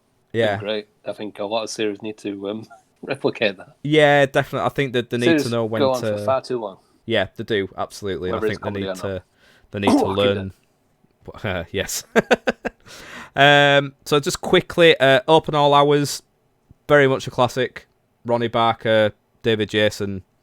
It's brilliant. I'm sure everyone must have seen bits of Open All Hours at some point. And it's just very harmless, very simple humour. Porridge is fantastic. That's what I liked. Porridge is great. Yeah. I mean, Ronnie Barker was a genius anyway. He was just anything he did, pretty much anything he did, like was just golden anyway. But yeah, Porridge is great. I mean, again, a very simple idea that had never been done before and hasn't really been done since, but a comedy set inside a prison. Yeah. There's loads of comedy to be found there, but people will probably have thought, oh, there's no comedy to be found with, naughty people. No, it was great. So yeah, that's a proper classic. IT Crowd. I never really got into that. Oh, really? Don't know why. Yeah, I don't know why. Oh, I thought that would have been something that kind of been up your street, really. But yeah, that's brilliant. I love IT Crowd. Can watch that at any point. Something that's just been mentioned there. Blackadder is beautiful. Also mentioned was Only Fools and Horses, which I forgot about. Only Fools and Horses I didn't mention, but yeah, that's fantastic as well. I love that. One of my favourite comedy moments from that, actually. The falling through the... Yes. I wasn't going to get to that bit yet, but yeah, sure. Oh, no! I can't help but feel you've gone past 5. I have gone past 5. I've gone way past 5. But I'm trying to be quick. And the final one I'm going to mention is Count Arthur Strong. Oh, yeah, of course. So, yeah, I love that. It was something that was a radio show for many years and then was given a BBC television show. Only about 4 or 5 years ago now, so quite a recent one, but I feel it was very old style in its kind of comedic way. You could see it being an 80s style sitcom. But just the character of Count Arthur Strong, I find hilarious. Just this dithering old guy who thinks he's the greatest entertainer in the world. Yeah, it was great. It's just so good, and unfortunately, I think it was only 3 series it got. Should have I kept didn't realise going. it ran Really. that long. Maybe was it after 2 series, or did it get its 3rd series? I can't remember. I'm not sure, but yeah, it didn't go as long as what I would have liked it to. But yeah, he's brilliant. I've seen him live. Maybe that's for the better. Maybe it is for the better, actually. It's a very good point. Very good point. And it's still got the radio show, which is fantastic. And he does live shows as well, which I've seen him, and he's brilliant. So if you haven't seen Count Arthur Strong and like your slightly older style of just easy, silly comedy, then yeah, right up your street.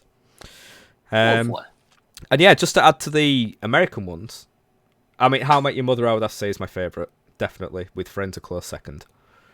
Just because it's more relatable. That's the opposite way for me. Yeah, I know. It is very. It kind of goes both ways, but How I Met Your Mother I find more relatable than Friends, which is what kind of tips it over for me. It is more realistic. I mean, we've both spoken about this. There's times that we cry watching How I Met Your Mother. Oh yeah. Like at least I cried. There's like 3 or 4 bits of How I Met Your Mother that I always cry at. Can Marshall and Lily every time. Yep, it is. Absolutely. Bloody Marshall. As soon as he starts, like, yeah. One bit with I'm done. One bit with Robin and Ted at the end of the episode where he's done the Flat Out for Christmas with the AC/DC. Oh yeah. Lights. Yeah. Oh that always, yeah. Yeah, that always. And one I've recently watched was Barney and his dad. Yes. His actual dad. Yeah. That always. Yeah, it's fantastic. So yeah, those are my favorite. But yeah, Friends is just, I love it. It's fantastic. I know I'm doing what we shouldn't do, but yeah, I think with How I Met Your Mother, everyone has a friend who is a character from How I Met Your Mother, and I think that's why I find it more relatable. With Friends, in a way, you can pinpoint, but I think it's easier to do it with How I Met Your Mother. Yeah, there are certain traits I see in my friends, definitely. Yeah, you are. I know what you're going to say. You're probably Chandler. Yes. Charlie's Joey. Yes. Mike is definitely Monica. Yeah.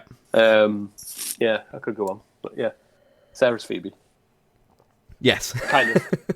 Yeah. Again, this is things like it's certain parts and certain characteristics, isn't it? So I always say I'm a good mix of the 3. I've got the nerdiness of Ross. Yeah. The sarcasm from Joey. Yeah, food from Joey. From Chandler. Yeah. Again, I think it's a good mix. So. It's a good mix to have. Yeah. I'm trying to think who I am in How I Met Your Mother now. Marshall. Am I Marshall? You're definitely, 100%, undoubtedly Ted. I'm definitely Ted. You are definitely. I'm definitely Ted. You are such a Ted. Yeah, Marshall's my favourite character, and I see certain things in him that I kind of feel I relate to as well. But I'm definitely Ted. I don't know. I feel that Marshall's got the dad jokes, and they're trying to, always making games up and creating things for everything to do, and I see that in you. Yeah, I think so. Yeah, and Charlie's Barney. And Charlie is again absolutely Barney. We tried to make him out like some kind of womanizer and that sleeps with everyone, and he doesn't. People watching and listening to this, he did. Lee's a slutty pumpkin. I like that. Hell yeah. Yes, you are. Sluttiest pumpkin there is.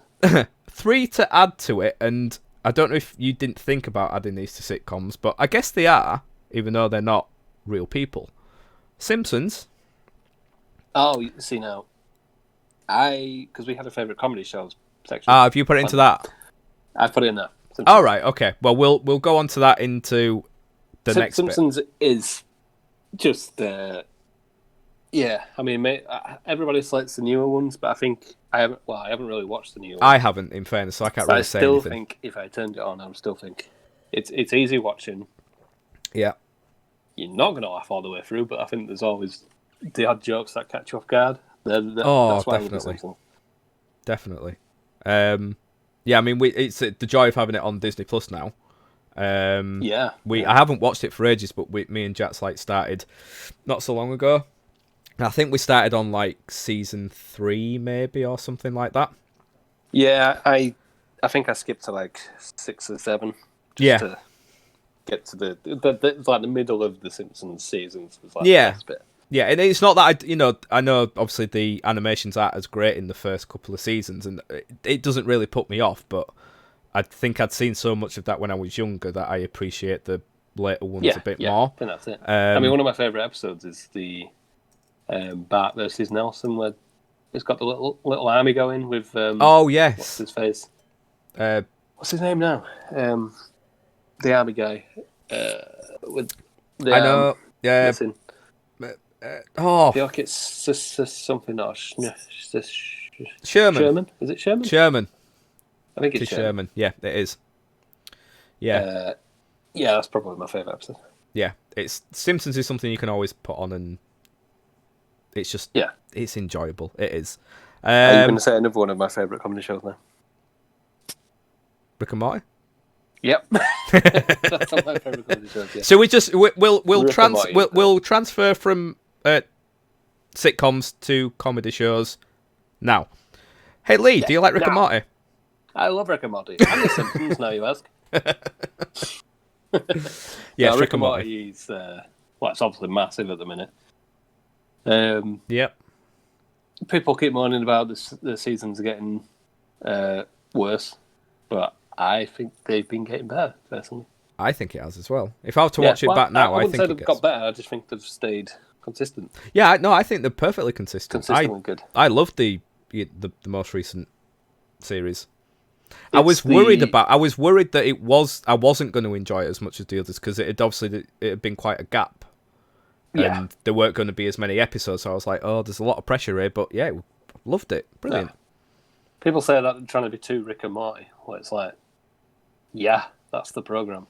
If you watch it from the start, Rick and Morty themselves, so like trying to be too out there or too weird. It kind of always has been though. They were trying to be too Rick and Morty from the start, so that is what they are. That is Rick and Morty. Yeah. So I don't understand that either. The imagination on those guys, it's crazy. It's crazy. I love my sci-fi stuff, and I do. It's a perfect marriage. Absolutely. Of good. It makes you think. It makes you laugh. Yeah. It makes you think. Oh man, I feel pretty bad about that. Or other times it's just downright depressing. It is very dark, Rick and Morty. When certain episodes are just like you come out of it like Jesus Christ, I need a drink. Like when it's first revealed about they're not the original Rick and Mortys. That was just like mind blown. Yep. And now, I think that was like the gateway to the rest of Rick and Morty for me. Yeah. Just like, well, everything's acceptable now. Yeah. So. You kind of everything else from there on. You're just like, oh, okay, yep, I can see that. I think in the recent series, the one where like Morty's got that crystal and he has to move. Yeah. He's making everything go the way that gets him to. Is it Jessica? Yeah. And that one, like, I mean, Rick goes through how many different lifespans in different universes and stuff. And it's just like that's kind of a dark, weird episode. But yeah, it's so good, and it is, it is kind of clever as well. I mean, I'm not gonna lie. There's certain parts where I've been watching it. It's like I feel like I need to watch this again to fully understand what's going on. Like there's certain things I miss. To think that you can rewatch it. Yeah. Definitely a lot of rewatchability to it. So yeah, Rick and Morty. Yeah, Rick and Morty's great. Favorite comedy show Jackass. Oh yes, I didn't even think about that. Yeah. Not so much slapstick, but like I said earlier, it's people hurting themselves. It is people hurting themselves. These guys were my heroes growing up, so that says a lot about me. Yeah, I think they were for a lot of people, though. For that our generation, it was for a lot of people. We grew up with that. Yeah. So for me, it's just so easy watching. I think there's a lot of nostalgia as well. Yeah. Watching it back. But it is just funny. It's just funny seeing people getting nailed. I mean, in some cases, literally. yeah. And Viva La Bam was good as well, with the Bam Margera show.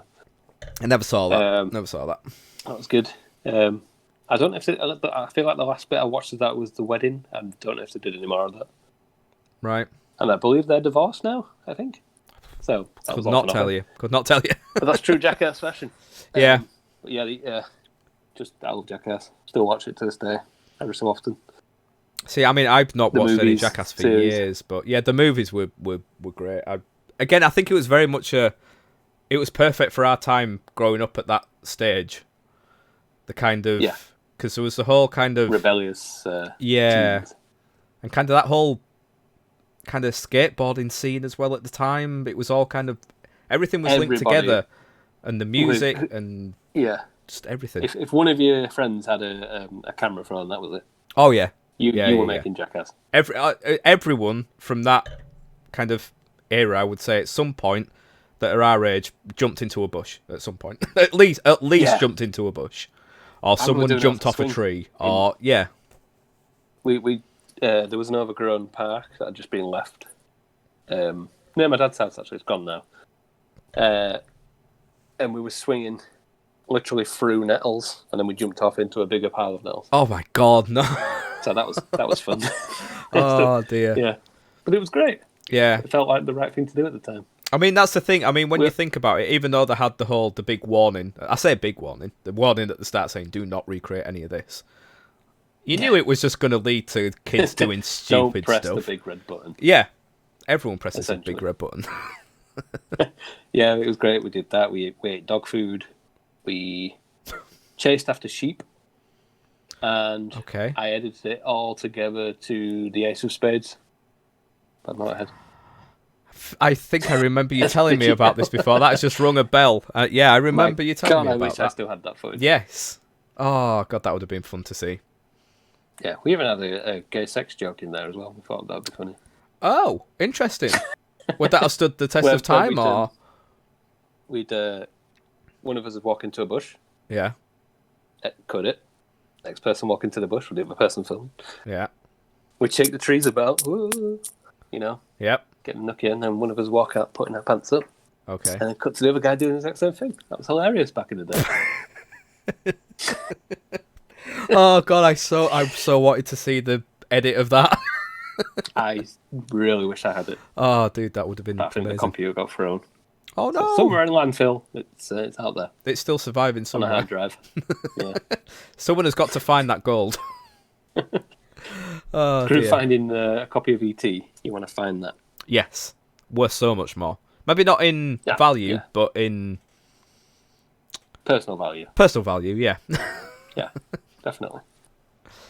We have how long have we been running now?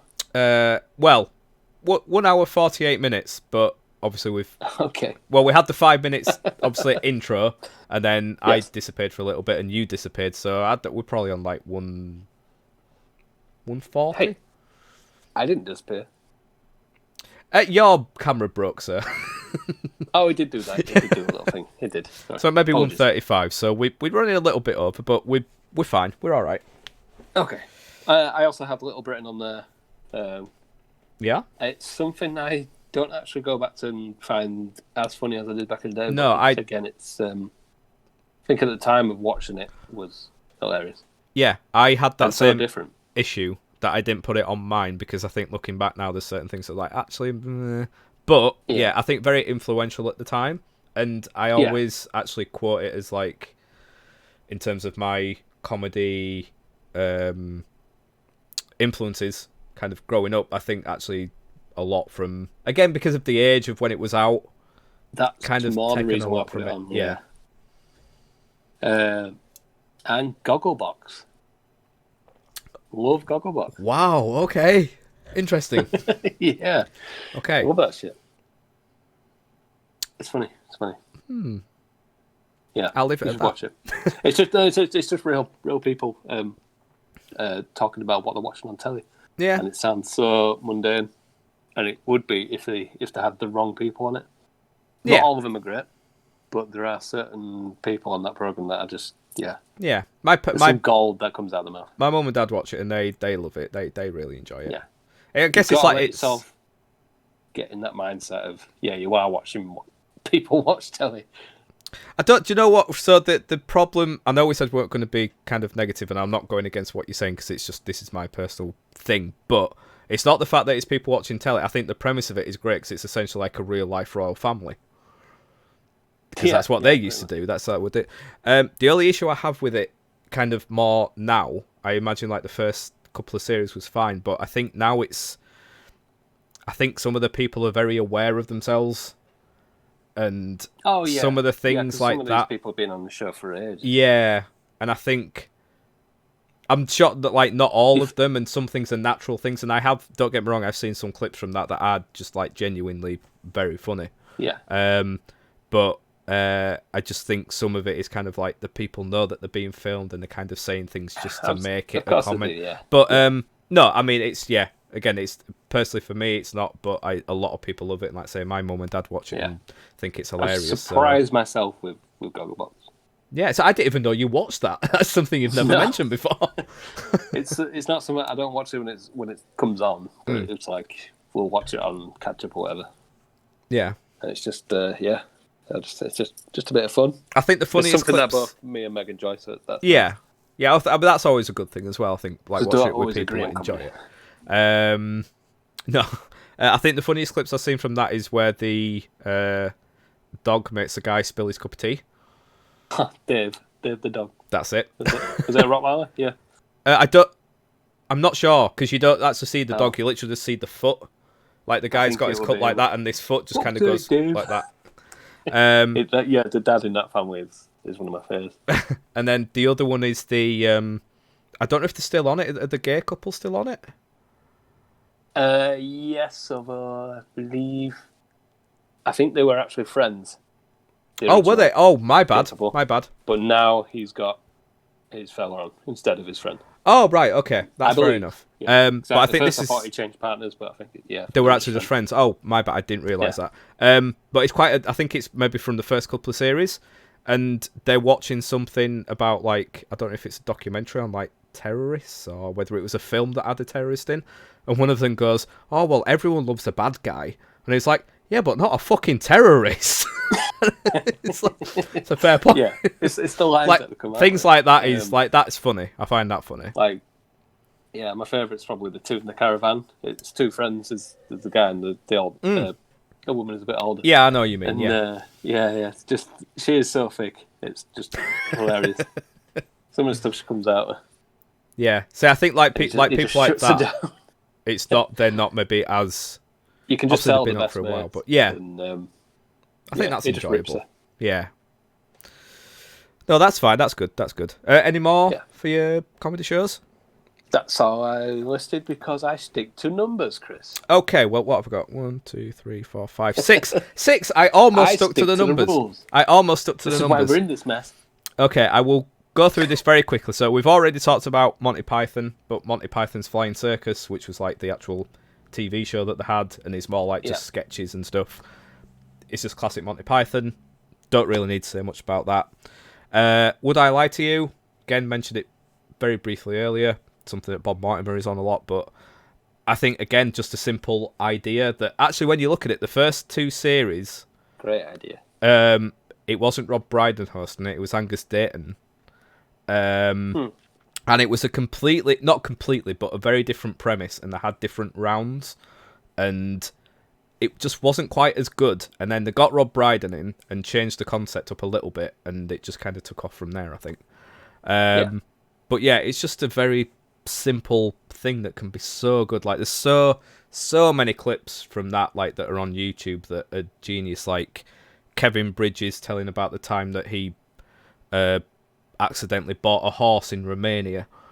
And, you know, again, I mean, Bob Mortimer has got his whole compilation on there of the stuff he's talked about. It seems like I don't think anything is as funny as situations that happen in real life. I mean, at the end of the day, this is where all inspiration comes from, really. Yeah. But it's just the randomness of life, I think, is just... Definitely. That's true comedy. With shows like that, and having like, obviously you've got, it's not always comedians, you have like actors and, you know, different people on there. But when you've got like other comedians laughing at someone else, and it kind of like, things start to spiral, like if someone's saying something that is clearly a lie, and they've given something away, and they're still trying to make out that it's real, like, it's just, I love it. Would I Lie to You is just such a good thing that really, it's one of those things that could just keep going on and on and on. Really, it's not. I don't think it's got a shelf life to it, to be honest. No. So yeah, Would I Lie to You? Two sketch shows that are no longer on anymore, but That Mitchell and Webb Look, David Mitchell and Robert Webb, which I thought was a fantastic sketch show. Some classic things from that. You know, the two Nazi officers. That are meant to be Nazi officers. It's like, we've got skulls in our hats. Have you ever noticed? It's like, are we the bad guys? Stuff like that. And Number One came from that as well. If no one knows what that is, then that's going to sound weird. That's Number One. And it's very similar, really, is the Armstrong and Miller Show. Ben Miller and what the fuck's his name? Armstrong. Alexander Armstrong. Very similar style to the Mitchell and Webb Look, but just like great, funny sketches, and again some classic ones, and one that I will mention later. He needs to shave his head. He does need to shave his head. I think he's got to that point now where he needs to accept it, doesn't he? Every time I watch Pointless, it's just turns around. It's like, just do it. Commit. Just commit to the bottom. I mean, I need to do it at the moment, but yeah, fantastic. Some, like I say, something I will mention earlier, but some great sketches from that that are kind of up our street, really. Alan Davis as Yet Untitled, which is the I've got that. You have. I've shown you it before. It is the show on Dave. The four people sat. Yeah, it's like the interview round like comedians and actors and stuff sat around the table, just essentially talking for an hour. It's no longer on, and I don't think it's getting any more series, which is really sad. They can stick to a time for him. Yes, exactly. They can. It is impossible for us. So yeah, it is essentially just it's Alan Davis hosting, and then he's got four guests on. Like I say, usually more often than not comedians, but sometimes actors, just talking about anecdotes and stuff. Yeah, that was great. Yeah, you showed me that when I came around. Yeah, it's like you say, it's that kind of, it's just real life. It's just people talking about funny stuff from the life. Sometimes not even funny. It can be like actual serious stuff that they're talking about. Stories that happened. Yeah. Yeah, exactly, and that was great, and I'm sad it's not on anymore. And just one final one that I didn't know if I could really put it in there because it only had one series and won't be coming back. But something I've watched recently, which was Upright, which was the Tim Minchin show that he did. I still need to watch that. You do need to watch that. I would implore everyone to watch that. It is just one of the best things I've ever seen. It is kind of a dark comedy series, but the comedy that's in it is fantastic. The best comedy. It's the best comedy, but also a beautiful show as well. Just I will leave it at that because I could go on for ages with that. So yeah, that's our favourite comedy shows. Yeah, speaking of dark comedy, what did Kermit say at Jim Henderson's funeral? Oh, I don't know. Nothing.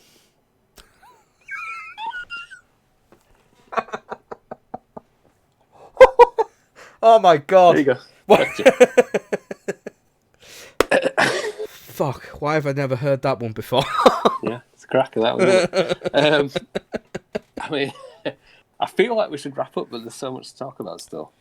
Shall we? Okay.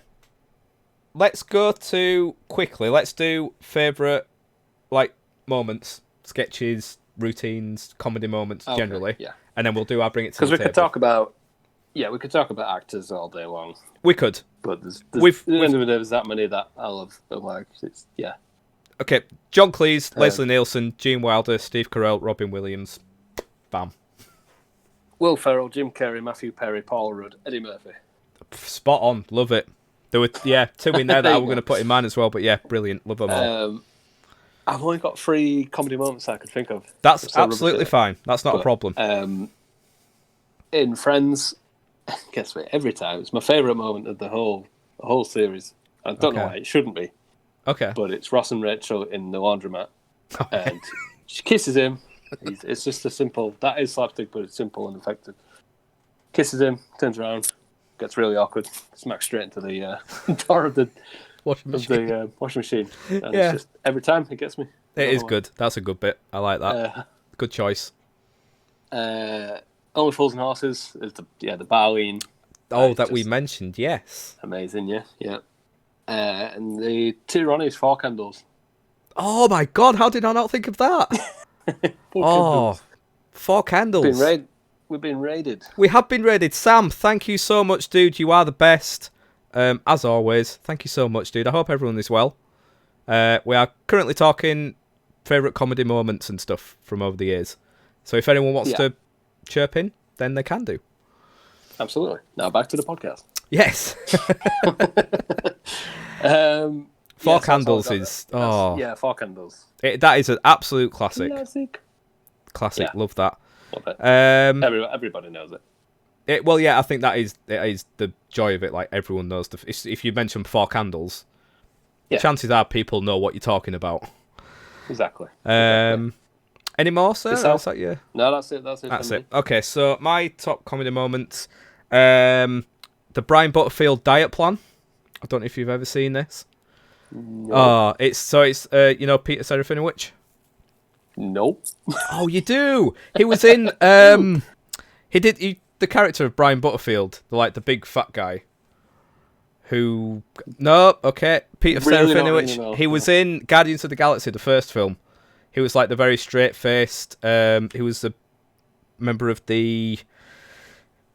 He died in a ship. That's very vague. That's very vague. Like John C. Reilly, the people that he was with, like John C. Reilly, but he was like kind of very much against Star-Lord and stuff. He was very straight-faced, but he died. I think I know who you mean. Yeah, he's been in lots of things. You would probably know him. Captain of the ship? probably. Yes, I think he was. Yeah, that's probably But yeah, so he's had like sketch shows and stuff. But like one of his most famous characters that he did was Brian Butterfield. So I will have to show you this after. But basically, the Brian Butterfield diet plan is as it said, he's a very fat guy, and it's done like a TV advert for the Brian Butterfield diet plan. And it's essentially eat everything you want for the whole weekend, but for the week leading up to it, you've got like a small square of ham with 1 bean and a lettuce leaf and tepid water. And it just keeps getting ridiculous from that. And like as dessert, an ice cube with sugar on it or something. And it's like, but Saturday is treat day. You can eat whatever you want for 24 hours. An ice cube with sugar on it, man. Yeah. And then it's essentially the funniest bit is him just going through. It's like, you can eat whatever you want. Egg and ham slabs, fluffy ruffs, pasta pillows. And he's just making all these. It's brilliant. It's fantastic. So if you've not seen that, then definitely do so. I will watch that, sir, yes. From what we just recently mentioned as well, the Armstrong and Miller show, the Crazy Paving sketch, which I'm pretty sure I've shown you at some point. Yes, it's this English guy who's on holiday, and it's clearly like one of these hotels that has like hotel nightly entertainment, and everyone gets together, and this English couple is sat at a table with a German couple, and is doing the typical kind of white middle class British thing of trying to make conversation, and it's just not really getting through to the German couple, and he's trying to explain what crazy paving is. And he ends up using crisps and smashing them to bits, and it doesn't really work, but that for me is one of my all-time kind of favourite sketches. That's good. Back to Eddie Izzard. Basically his entire DVD, which is called Stripped, from one of his tours, just as such a massive influence on me in terms of comedy. Like, I remember watching it and just being like, this is just an hour and a half to 2 hours of just genius, basically in front of me. That's the only like, I know Ross Noble is my favourite comic and stuff like that, but as a set, as a whole routine, that is just the best for me. I just love it to bits. There's so much of it that I do daily. I need to watch it. Oh, you do, absolutely. I feel there's a lot you've given me tonight, but I haven't given much back. I've quoted a lot to you from that. Thunder. Yes, definitely, yes. I do need to do that. I think that's about it. It's a good one, though, to be fair. Rod Gilbert, the comedian Rod Gilbert, the Welsh comedian, his routine about his lost luggage at the airport. I don't know if you've ever seen this. Again, it's quite a famous viral kind of thing that got a lot of attention. But it's basically him saying that he went to the airport and had an issue with lost luggage, and he said, I'm just going to bring on stage basically what I found going around the carousel. And he just bring, like with luggage that has the pull-up handle? Yeah. It's just the pull-up handle. And he says he goes to like Lost and Found or whatever with that in hand. And it's basically she like her asking all the routine questions. And it's like, has anyone possibly tampered with your suitcase in the time, between you not having it and having it? It's like, I'm not entirely sure, but I think so. There's a chance that it might have happened.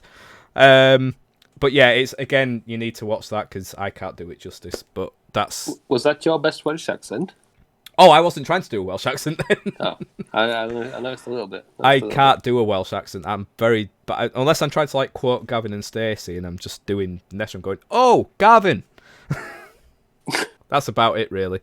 Did you hear about the famous pickle? No. It was a big deal. Carry on. And finally, something that we saw together was when me, you and Charlie went to see Ross Noble at Leeds Town Hall. And I can't remember exactly what happened, but basically someone had thrown something on stage to him, which often happens in a Ross Noble gig. And he'd basically said if someone else wanted it, maybe. I can't quite remember. And someone in like the third row said, yeah, I'll have it. Oh, not my microphone. Oh. But the person who asked for it had a drink in the hand. So Ross threw it to them. It went slightly overhead high, and they went to reach for it with the drink and just soaked the person behind them with the drink. Like, it literally just went all over them. And I've never seen Ross laugh that much on stage, I don't think, from all his live shows. It was just beautiful. It was such a... Oh, do you know, I completely forgot I'd seen Ross Noble. Completely forgot. How could you forget that? I know. Can you not remember Charlie's eyes filling up with piss waiting for the interval? Yes, see, I remember that. We were all the same, in fairness. True. It was a long show, but it was good. It was very good. We've all got weak bladders. We do. I mean, I prove that all the time when we do these streams, but it's what we do. It's what we do. It's what we do. What do you get when you cross a joke with a rhetorical question?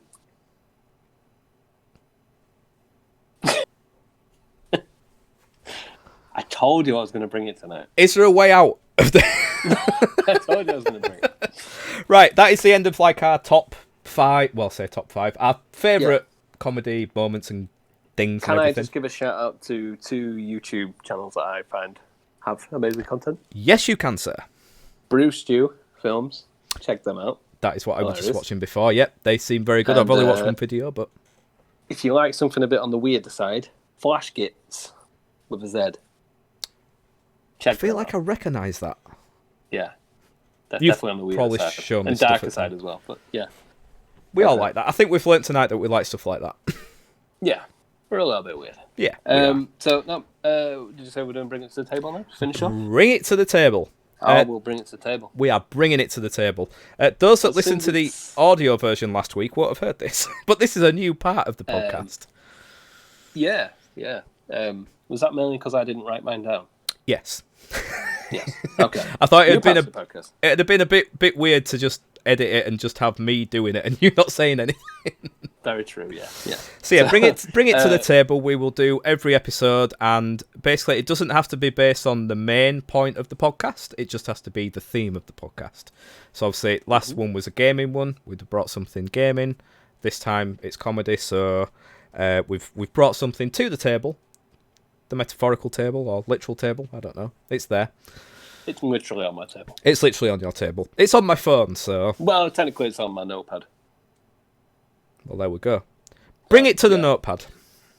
I'll bring it to the notepad. Do you want to go first, sir? It's vaguely comedy because we did it. So I just want to talk about all the sketches that never made it. Yes. Well, I say all of them. For examples that I could remember anyway. Okay, I'm looking forward to this. We've just always had, back when we were doing YouTube together, always had the ideas. We were always talking about it. Yeah. Half the time we didn't write them down. That was the most annoying very thing. Stupid and frustrating. But yeah, I mean, the biggest one we've talked about before was the Billy the Puppet from Saw. Yes. It was creating a dating profile, wasn't he? Yeah, it was like kind of the kind of Lonely Hearts ad that you see in newspapers, but it was a video version essentially of. We made a good, I want to say like 85% of it. We did the majority of it. Essentially, all that needed to be done on it was like a few more shots. Essentially, needed to be done, and like some voiceover work, and essentially like work on the script, and then editing it together. But yeah, we shot a lot of footage for that. Yeah. So we do. I don't think we'll ever finish it in the way it was intended. We won't. We might put it out there. Yeah. So basically, I've recently kind of rediscovered the footage, and because there's no point going back to it because I'd written stuff down for it and had a proper idea that I've kind of forgotten the. Now reading your notes, you're like, nope. Yeah, I've lost the notes. I've lost the notes for it, which is really annoying. So going back to it now and trying to finish it just wouldn't. No, it won't work essentially. Yeah, I've got a bit like a vague memory of I where have we're going with it. But there's certain punchlines and certain aspects that I just can't remember, unfortunately. So I have come up with the idea that I am just going to put the footage together of what we got and just kind of releasing it. Just no context. No context. Throw it out there. Just releasing it. Like everything, there's... For ages, you trying to get it looking like I was crying whilst watching The Notebook. With the pipette. With the pipette, yeah. You're dressed as Bane. We've sat at a dinner table eating buns. What did I have on my head? Because back then I wasn't actually bald. Being a lot easier to film it now. But I had the mask. You did? What did you have? Was it a tight? I feel like I had a pair of tights on my head or something. I think you bought a really shit bald cap. I tried to buy a bald cap. And in the end, we made Bane just wear a backwards cap. Oh, he did. You're right. Because we had no replacement for a bald cap. He was wearing a hat, a baseball cap on Bane. That's essentially it. So yeah, I am going to release that as a thing on my YouTube channel. Sort of, I don't know, maybe in the next week or so. It won't take long to put together. So yeah, you can see what could have been essentially. Yeah. Maybe, I'm not going to say maybe one day because it probably won't. No, we could probably try and remake something from scratch, maybe? We could. I think we could quite easily do that. We could definitely do that. Yeah. It's such a shame we didn't. See. But yeah, these things happen. Yeah. Absolutely. One we talk about, we still quote to this day. It's amazing how many quotes we have for things that were never even out there. It's all just have been ahead. Buckets of buckets. Buckets of buckets. Buckets of buckets. Where the whole premise of the sketch was a guy, a very eccentric guy with a shop of buckets. He just sold different variations of buckets. A bucket for every occasion. And it was called Buckets of Buckets, his shop. And that was the basic premise. We were shooting it as like the very quick style, more like American style, but quick paced adverts of like, we've got buckets for every occasion, bar mitzvahs, weddings. We just went through all crazy things, and we sorted out where we were going to shoot it, how it was going to be done. Again, we literally all we had to do was film it. Yeah, it was essentially it, and actually we just create it. Yeah, we'd written it all down. Or had you written it all down? We did write it down. I'm pretty sure we did. You. Yeah, I wish I still had all my notepads from back in the day. Yeah, I'm pretty sure I still do somewhere. I have some, but some have just been lost to time, unfortunately. Yeah, they'll be in a drawer somewhere. I'm gonna make an actual effort to find them this weekend, I reckon. Yes. We'll see. See if I can find them. Scrapbook of old memories and and the attempts. last one I could think of was... Oh, no, sorry. I've got another one. Was the Satnav sketch. Do you remember the Satnav one? The Satnav sketch. It was basically... Oh, yes, I do. Yeah. Like apocalypse style, sort of in the same vein as Terminator. Yeah. But it was more like a recruitment drive for the last remaining humans. Yes. And it was like in a basement, there's dust falling down the ceiling. And it's a story of how basically slowly Satnavs took over the human race and took over the world, essentially. Wasn't there going to be a shot of like me in my old Fiat 500? Yeah. And then it's me going off a cliff and we were going to find a little Fiat 500 toy Fiat diecast model. And just throw it off something really... I wanted an action shot of a rolling Fiat. Yeah. But it was basically, it was supposed to like start off. They started off. It started off simple at first, and it'd be like, turn left, but there's no left. It's just a wall. Yeah. You know, our own stupidity. But yeah, I do remember. God, I'd forgotten about that. But now you've mentioned it. Yeah, I do remember that. We did think about it quite a bit, but yeah, it's no one lost to time, unfortunately. Yep. And the only other thing I could think of was we actually did it together, completely. What's the word for it? Improvised, completely improvised. Okay. In the warehouse. Oh God, yes. Was the hotel sketch. The we hotel completely sketch. Improvised. Just us together. God. Absolutely pissing ourselves doing it. Nobody'd see, nothing recorded. Yeah.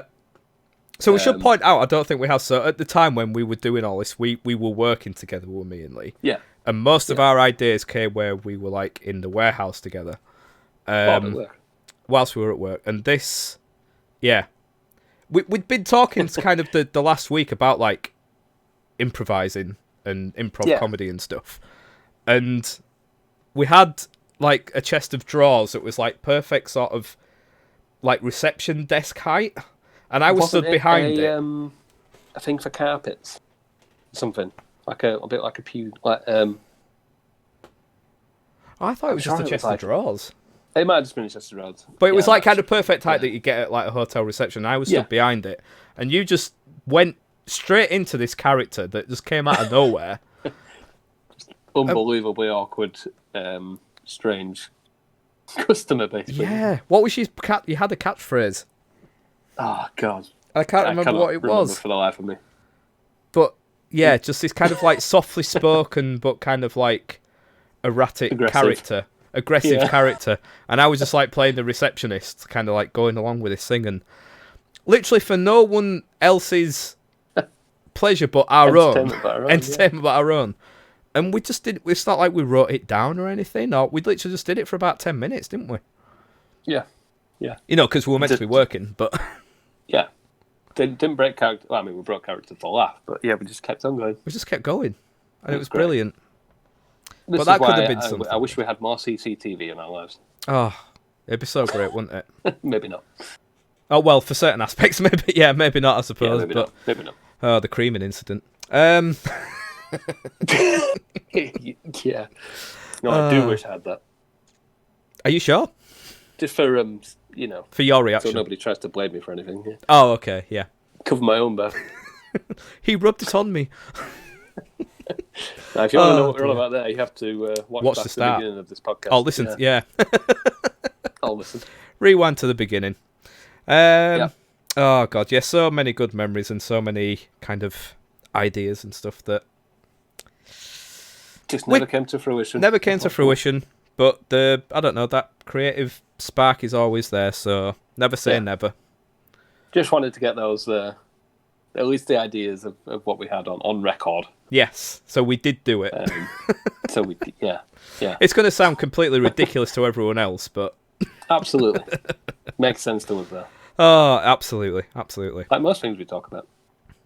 I'd say 99% of the things we talk about. Oh, I love it. Thank you for that, Mr. Wise. You're welcome. Okay, so my bring it to the table today is... obviously, I'm sure... well, not everyone, but a lot of people will be aware of the Edinburgh Fringe Festival that usually takes place every year. Not this year, obviously. Where's it located? Glasgow. Cool. Where comedians and actors and stuff go to every year, and it's basically a month. I think it's usually August, so the month of August, comedians will basically do kind of sometimes warm-up shows, but sometimes it'll be just like perfecting material for upcoming tours and stuff, and there'll be little like unique theatre productions and stuff on. But it's mainly known for its comedy and its stand-up comedy and stuff. And every year there is always a best joke from the Edinburgh Fringe that is voted for. I think recently it's been Dave. Not the channel, our best mate Dave. It's been voted for. I knew it. Yeah. It's just, I knew it was funny somewhere. Yeah. That's classic Dave. So they narrow it down to one best joke. I think they do sort of they do the top 10 from that year, and they say what is the best joke from that. I think they narrow it down to 10 and then put it out to a vote. I think. So I presume it has to be an original joke.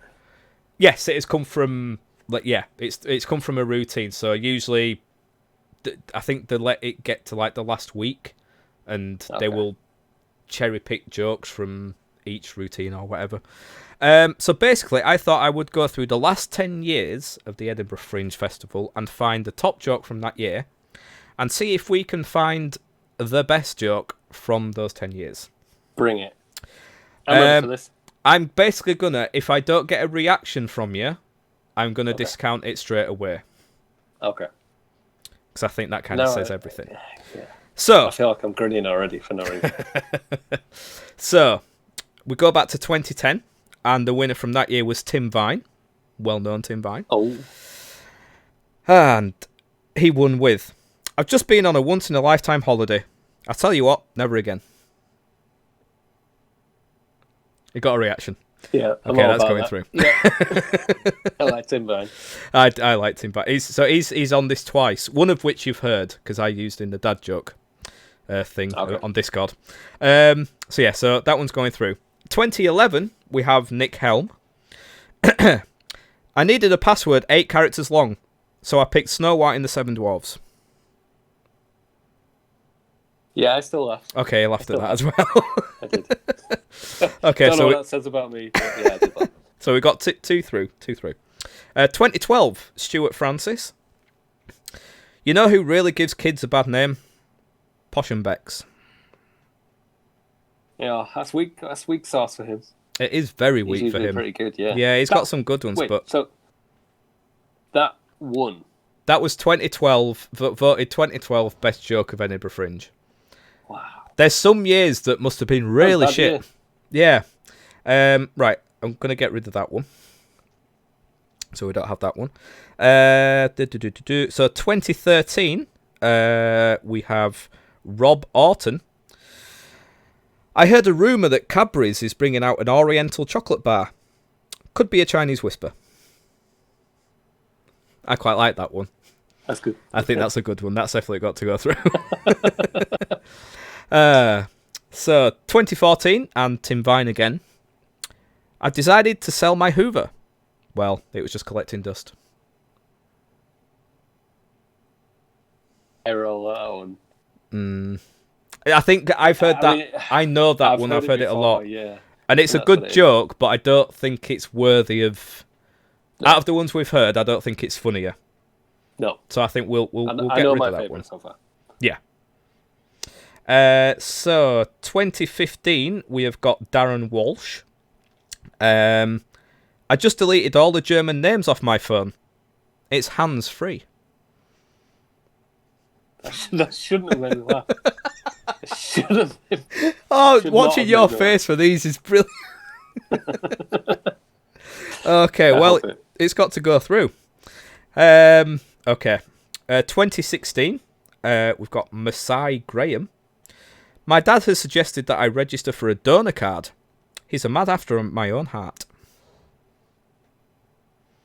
Oh, Lee. No, it wasn't that good. It's weak, isn't it? Pretty weak, that one. Yeah, I like the fact that some of these were literally voted best of that year. Just makes me think, surely there must have been better ones. I think I was laughing more at the fact you nearly flubbed it. I did nearly, yeah. I still did. In fairness, I didn't really recover from it, but okay. I think obviously they're all just like joke. Like there'll be a lot of comedians that do stories and stuff, so obviously they're not going to get into it. But which is fair enough. Increasingly harder to think of an original joke. Absolutely. Oh God, yeah, absolutely. Must be very difficult. Okay, so 2017 we have Ken Cheng. I'm not a fan of the new pound coin, but then again, I hate all change. It's a boo. That's a boo from me. It is. It's a boo. Oh, a boo. Not even just no. That's a boo. No reaction. It's an actual boo. Not just no. You would be sat there watching Ken Cheng say that joke, and afterwards you would go boo, and he would jump because he was scared. Yeah, that's close to Halloween. Yeah. Oh, poor Ken. All right, you go in, Ken. 2018. See you, Ken. See you, Ken. See you next week. 2018, we have Adam Rowe. Get him off. Get him off now. Get him off, Jerry. Oh, for God's sake. Adam Rowe, 2018. Working at the job centre has to be a tense job. Knowing that if you get fired, you still have to come in the next day. Now that's clever, but it's not like haha. I like it, but it's not I agree. Yeah. I agree. Now, the final one, which is from last year, I get the feeling we'll get more laughter out of the name of this comedian. I think he's from Finland, possibly. So I've been wanting to say that this isn't his real name, but it could be. I can't wait for the pronunciation of this. So last year we have. I'm building this up for something that maybe not be that funny. Olaf Falafel. Nice. Yep. So we've laughed at the I name. had that name. I know, right? That's an awesome name. If he's come up with that, it's genius. If it's his actual name, his parents are genius. Olaf Falafel. Olaf Falafel. So, his joke. Google thought I was talking to it then. Olaf Falafel. I keep randomly shouting, broccoli and cauliflower. I think I might have florets. Again, I shouldn't have laughed at that. I did. Okay. I'm going to take that through to the final. Okay. So we have 1, 2, 3, 4, 5. Oh, but we've literally split that down the middle. That's worked out quite well. Beautiful. Okay, so the wheat from the chaff. We have Tim Vine. I've just been on a once-in-a-lifetime holiday. I'll tell you what, never again. That is good. Not as funny the second time. No. We have 2011 Nick Helm. I needed a password 8 characters long, so I picked Snow White and the Seven Dwarfs. I said that doesn't go through. I like it. Don't get me wrong, I like it, but compared to the others, get him out now. We're getting Nick Helm out of the way. So we're down to 4. So 2013, we have Rob Orton. I heard a rumour that Cadbury's is bringing out an Oriental chocolate bar. Yeah. Could be a Chinese whisper. It's got to be it. It's got to be it. I have to say, out of all of them, that's my favourite. My favourite. That was a little... Tried to be a hidden burp, but it didn't work. 2015, Darren Walsh. I just deleted all the German names off my phone. It's hands-free. I do like that. I think that's second for me. Second. And 2019, Olaf Falafel. I keep randomly shouting out broccoli and cauliflower. I think I might have florets. It's not his joke, it's his name. That's the funny part. It's a joke. So, got to discount him there. So, okay, so I think we're all agreed. So, Russ in the chat has said 2013, which is the Chinese Whisper as his favourite. Lee, would you say that's your favourite? Yep. I would have to say that as well. It's a full sweep. So, the funniest ever, well, if we're counting back to 2010. I fall asleep and I could hear the puppet.